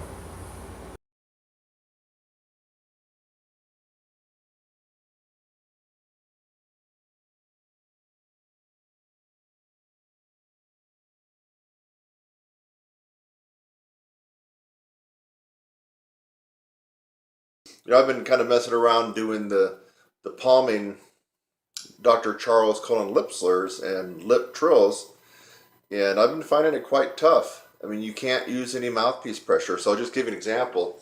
You do the horn here, it's palmed. So you make your hand. Now, French horn players, you'll probably have to do this Trombone players, maybe also. Baritone players, I'm not exactly sure how you would do that unless you could put your, like, you know how a tuba will put their tuba in a big tuba stand. And if you put the tuba in the stand and you just went up to it with the mouthpiece like that, that would be almost the equivalent. So if you could put your euphonium or baritone in some kind of a stand, then you could probably get the technique we're after here. So you make your hand like a shelf, and I was just kind of messing around doing some lip trill, just seeing where I was at. As you've heard in other past tutorials, I've been able to, lip trill pretty decently up to triple G's, but that was using a tremendous amount of mouthpiece pressure at the very end, so that was pretty tough for me. But here I am. Actually, let me just do it this way so you can see.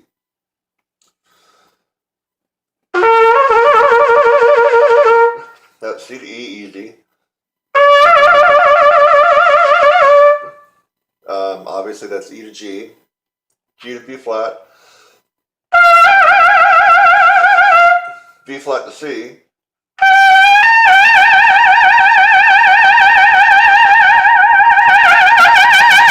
Okay, so that was B flat to high C. Now, also I'm doing these rather loud. I would say that was just pushing probably forte.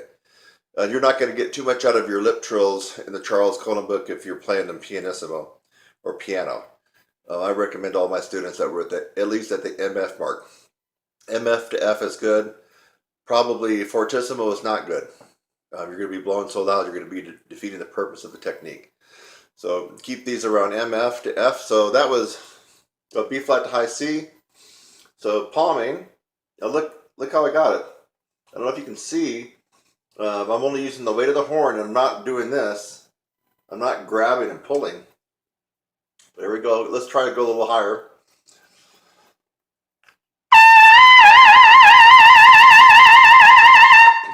That was C to D. D to E. So this will probably come out flat.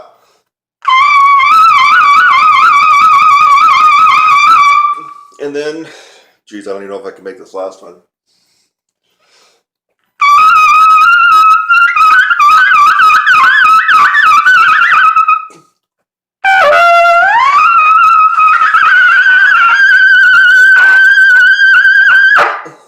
I can't get the G to lock in, but I will get it.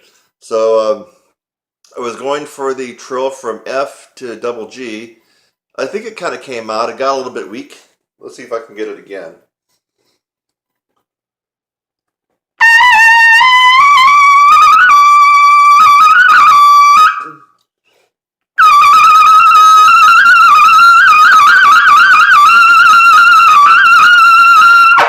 Whew, barely. So I ended up on a double G. Now, folks, I'm probably making that look too easy, so I want you to try it. And why would I say I'm making it look too easy? Well, one of the techniques in my course does kind of focus on the Roy Stevens, William Costello, no pressure system palming. Now, we're not doing it exactly as Roy would have had his students do, because I'm not doing the whole gap in the teeth thing and the forward jaw and the upstream type of embouchure that is the Stevens embouchure. So we're not really doing that, but we're actually doing the physical exercise to kind of strengthen up our chops. So the reason I mentioned that might have looked too easy is because when people come into my course, a lot of people have trouble just doing this.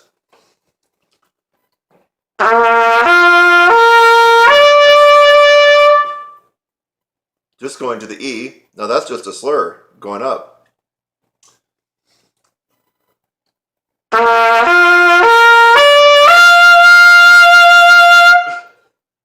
I would say more than half the people getting in my course cannot do what I just did there. That was simply going up to a high G. Low C, G, C, E, G.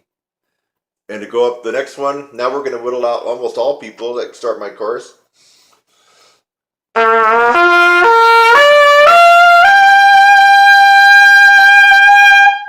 That's the B flat. I might, if I had 10 people start my course over the last quarter, maybe 2 would be able to do what I just did there.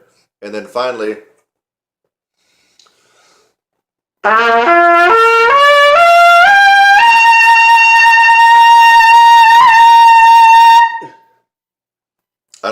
10 people start my course over the live course now, the one that they're seeing me every week live, either via Skype or on the phone.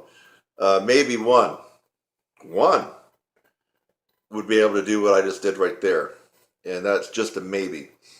So take this technique to heart in this drill, and it's a good challenge. I mean, we're all brass players, and it seems like brass players, and especially trumpet players, like a good challenge in the competition and to challenge ourselves. And wow, can you think of a better challenge than this? Yeah, because I mean, come on. If I got on normally,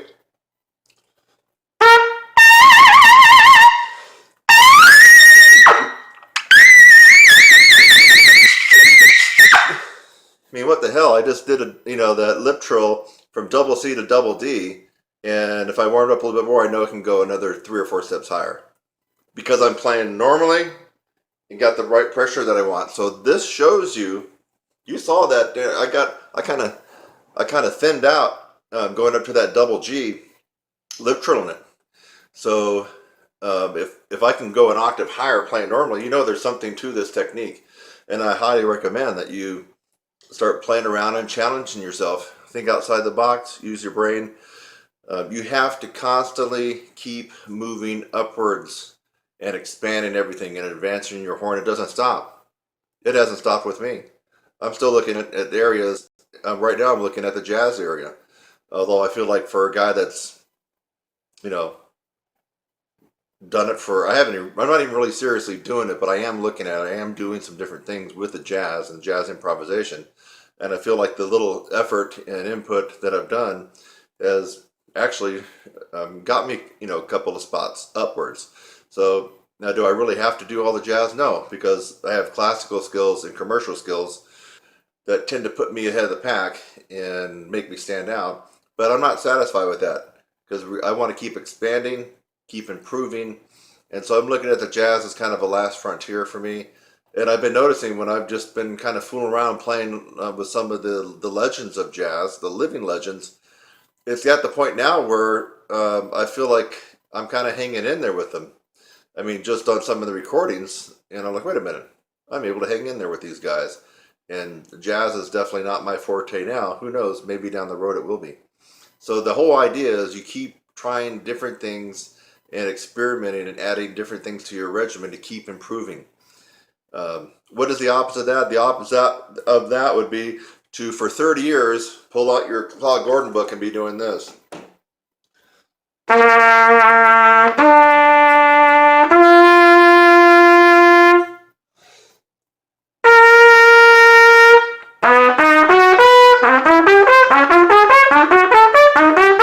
and on and up. I mean, if you're doing that for 30 years and you're doing nothing else, I can guarantee you just aren't that far along, my friend. Be smart. I'm Kurt Thompson at TrumpetSizzle.com, and here on YouTube, you're a brass instructor. I'm a professional trumpet player and teacher, and I want to ask you a question. Would you like to learn how to skyrocket your range, improve your endurance, and reduce mouthpiece pressure? At the very least, you should discover that improving range and endurance is a process. It is not one book you're going to read, not one ebook. It's not one lesson you're going to take with a celebrity trumpet player. It is a process that you will have to go through. If you're willing to go through this process, I can almost guarantee that you will get fantastic results on this instrument or any brass instrument. And for right now, I would just like for you to subscribe to my channel. Look down below and click the subscribe link. I would love to have you as a subscriber on my channel, Your Brass Instructor. I'm Kurt Thompson. I'll see you in the next one.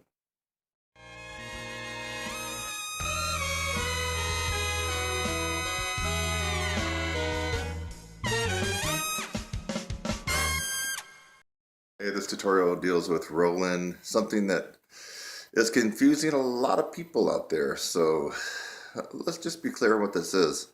In fact, here's an exercise that you can practice. Doesn't really matter if you play tuba or French horn or trumpet or trombone. You want to be able to make your lips disappear. Okay.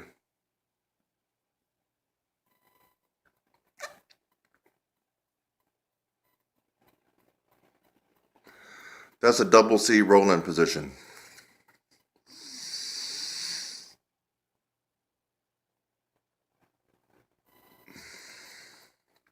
I did a tutorial going over this, but I'm just doing it again. Practice. This is a technique. Just practice rolling your lips in. If you can't do that, you're not going to be able to play in the upper register that well or with a lot of ease. You got to be able to roll in. Teeth are shut. Don't be confused and think that you're doing this.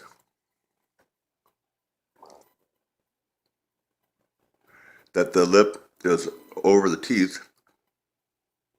And here too.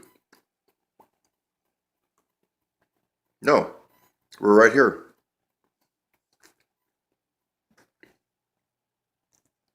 See, teeth were shut. They're open for me to roll in. Open, roll in. Now they're over the teeth. I shut the teeth. So, a technique for you that would be a value is to make sure you get the roll in. And if you can't do it this way, you're not going to be able to do it on the horn in real time. So this is kind of a bike with training wheels right now. You're not using the horn, you're just practicing the roll in. Double C, that's a double C roll in right there. High C probably would be, well for me anyway, would be probably high C. Double C. Hope you enjoyed this close-up of my lips. I'm Kurt Thompson at TrumpetSizzle.com, and here on YouTube, you're a brass instructor. I'm a professional trumpet player and teacher, and I want to ask you a question. Would you like to learn how to skyrocket your range, improve your endurance, and reduce mouthpiece pressure? At the very least, you should discover that improving range and endurance is a process. It is not one book you're going to read, not one ebook. It's not one lesson you're going to take with a celebrity trumpet player. It is a process that you will have to go through. If you're willing to go through this process, I can almost guarantee that you will get fantastic results on this instrument or any brass instrument. And for right now, I would just like for you to subscribe to my channel. Look down below and click the subscribe link. I would love to have you as a subscriber on my channel, Your Brass Instructor. I'm Kurt Thompson. I'll see you in the next one.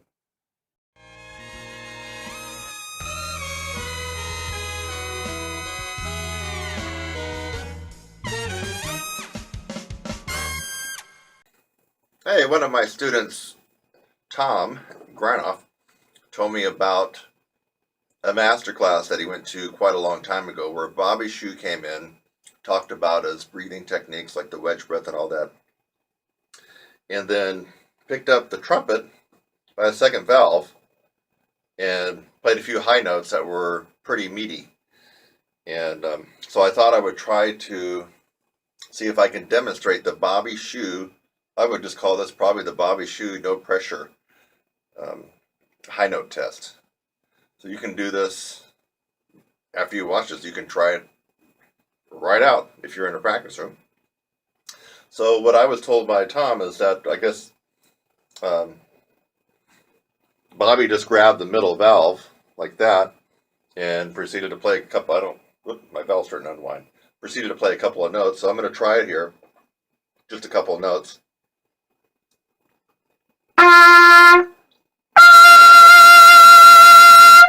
G.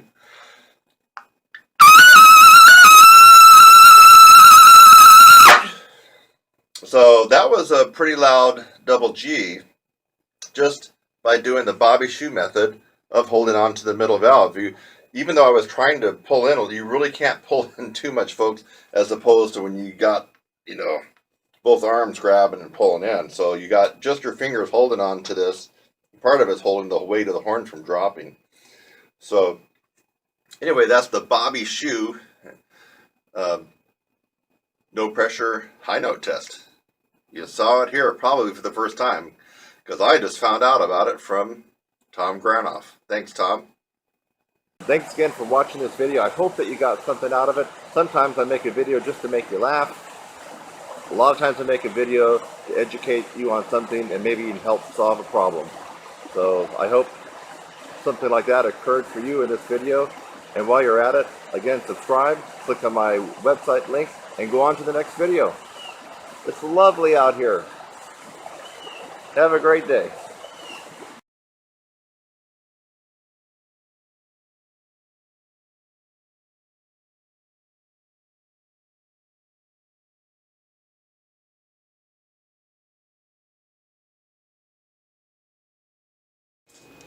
This exercise is meant to increase your endurance, in a huge amount, and your range, and you have to actually work. And that's one thing a lot of you are not willing to do.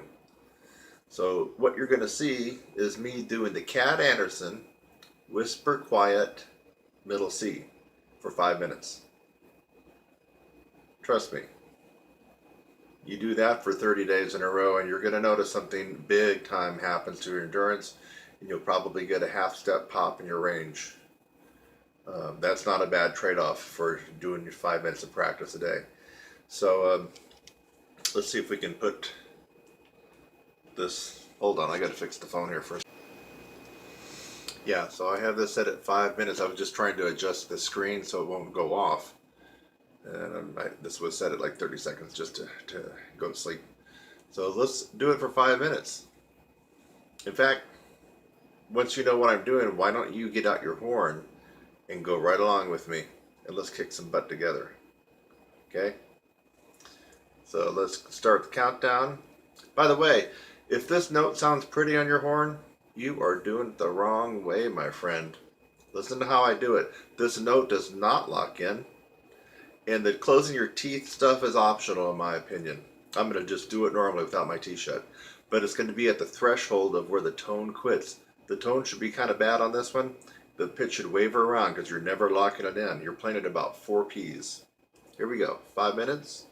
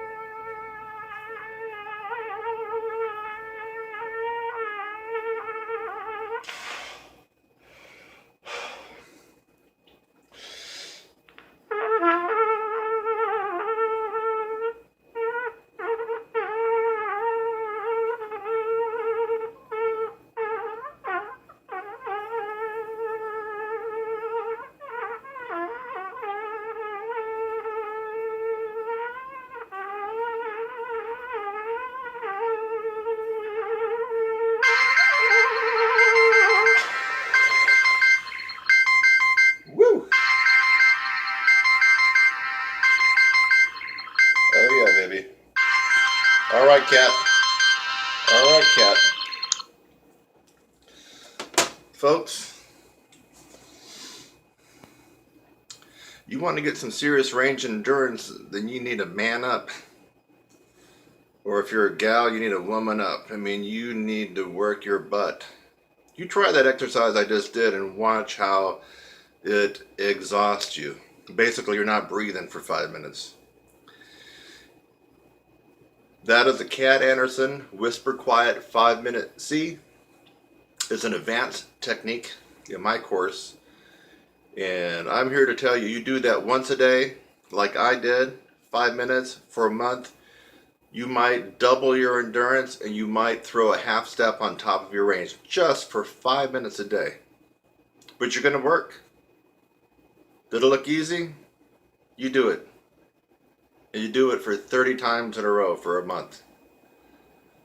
But when you have that extra range and that double of endurance, then you got to come back and thank this guy right there on this video, okay? You make a comment. If you haven't subscribed, you should subscribe right now. And you come back in the middle of January with more power, a little bit better range, and a lot more endurance, and you make a comment right there for everybody to see that it does work. Kurt Thompson, TrumpetSizzle.com, and I was just doing the Cat Anderson 5-minute Whisper Quiet C.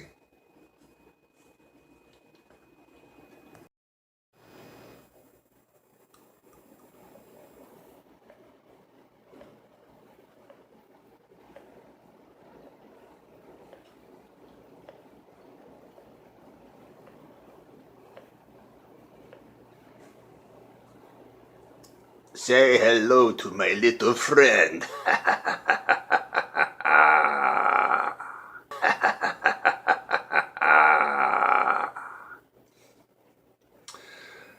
Yes, folks, I found this little contraption online, and I'm going to be doing an experiment, so I'm going to make a couple of subsequent videos on this to let you know what happens. I'm actually doing this just to increase my power and volume. I don't know if you figured this out. I don't really need to increase my range, and I definitely don't need to increase my endurance. But power, I'm all for being the most dominant, powerful brass player anytime, any place, anywhere, baby. And let's just see what this does. I just did like, 10 reps of that, and feel there's something going on. Now, this is an isometric activity, kind of, because you actually have a device. So, I mean, you're actually doing, an exercise where isometric means you're kind of like tensing muscles against themselves. Kind of like if you just kind of grip your fist, go like that, that's kind of isometrical. Where if you had something that you were squeezing, that would be just more of a regular type of calisthenic exercise. So, for those of you who follow my stuff, I think you might get a kick out of what happens. I like to give things a decent amount of time, so I'm going to give this little contraption here about a month to see what happens and see if I notice when I get ready to blow. In fact, I might get out my old trusty decibel meter. Remember that one from a couple years ago? And the threshold of pain, if you remember watching that one and the new one I just put out, the threshold of pain for your ears is 130 decibels. Now, if you watched that one from a couple years ago, which I just recently kind of edited, I got my double A up to 126.5. Folks, now that's trained whistleblowing loud. And then I included a couple examples where, I buried the band with that note. What I would like to see is if this guy can get me up to that 130 mark on my double A. Yes, that would be cool. That means anybody that I don't like would experience the threshold of pain at 130 decibels on my double A. Yes, it will become a legitimate weapon of vengeance. And you too can be able to exact revenge on people that rub you the wrong freaking way. So, for those of you who play trumpet, watch my progress on this little contraption. And by the way, I'm thinking that even if you don't play trumpet, guys, this could be a wonderful Christmas gift for your girlfriend or wife. You know what I'm talking about, baby? Yes, so even if she doesn't play trumpet or is not a musician, you still may want to order this for her. Get my drift? Let's exit with a little bit more exercise here. Ready?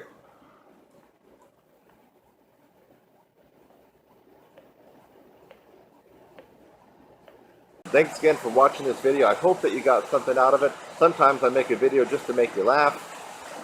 A lot of times I make a video to educate you on something and maybe even help solve a problem. So I hope something like that occurred for you in this video. And while you're at it, again, subscribe, click on my website link, and go on to the next video. It's lovely out here. Have a great day.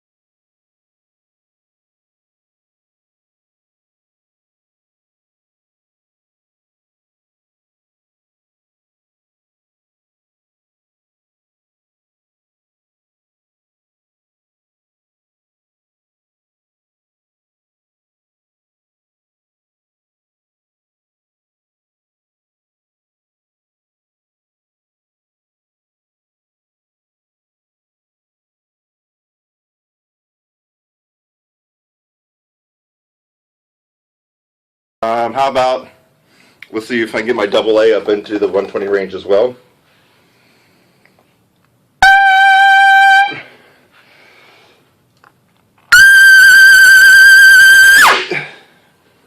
I'm proud of that. That's almost 130. I think I got up to 127 range. It's a wonderful little tool. You ought to get one of these decimal meters and you can kind of critique yourself on how much power you really have. Okay, here we go. Double C.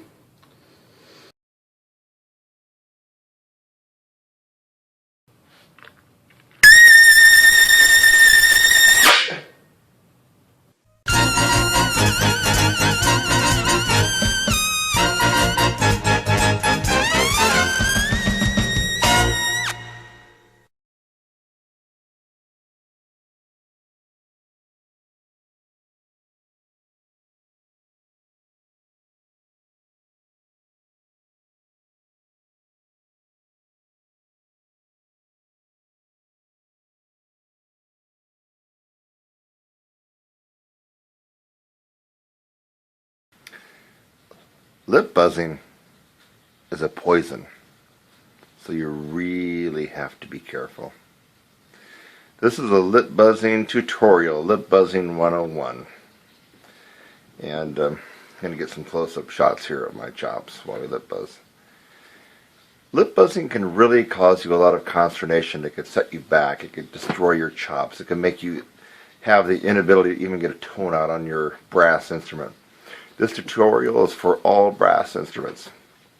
A lot of people think it's only for trumpet, because that's my main instrument, but it's trumpet, trombone, French horn, baritone, tuba, euphonium, If you buzz a metal mouthpiece into an instrument, this tutorial is for you.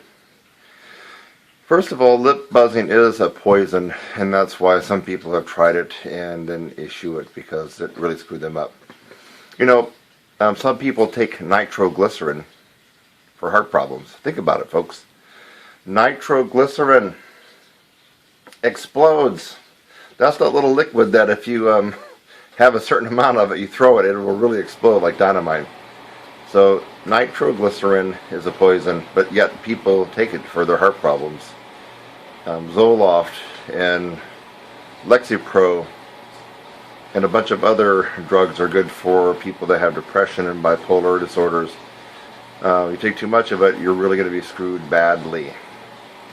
Anything you can think of that can help you in small doses could also kill you. Let me think of one other thing. Well, let's just pick Vicodin. You know, Vicodin, the painkiller. You know, you take a little bit of it, it makes you high, gets rid of the pain.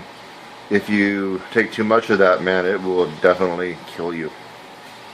So poisons can really be beneficial, and they can also kill you. And lip buzzing is a poison. It's not like doing lip slurs, and it's not like doing other stuff. I mean, you can do lip slurs all day long if you wanted to. It's not going to kill you. If you lip buzzed all day long, you won't be playing for the next week or two. I can guarantee that. So lip buzzing is a poison, but it's a necessary evil to incorporate because it does focus on one thing. Here. Lip strength. A lot of people confuse all this as embouchure. Not true. You really need to investigate this for yourself, but if you happen to see a cadaver and you peel back the skin, and I know it's kind of gross, the tissue fiber here in your lips is different than the embouchure, the feather-like muscles that surround your lips, the corners that we all work on real hard, right? The corners, all these muscles here that are real tight. Well, the lip flesh and tissue is different. And so you can actually work on strengthening the lips.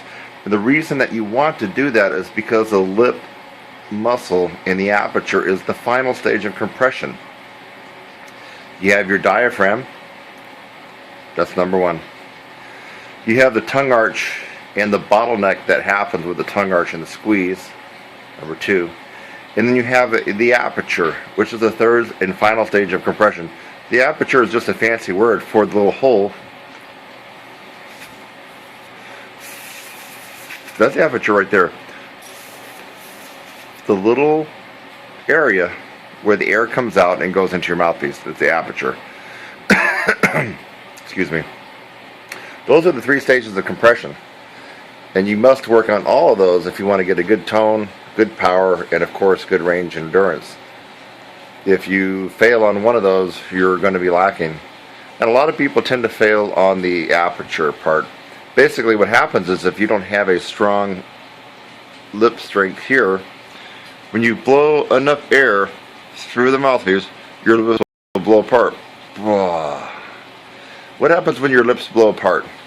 When your lips blow apart, you have more air going through the aperture, but at a slower velocity. So think about that. Your lips blow apart slightly. It's not exaggerated, but they blow apart enough to slow the air down. You get more air through the aperture, and your range goes down. Okay? What happens? You end up cramming the mouthpiece against the horn. Cramming the mouthpiece against your lips, and your lips start swelling.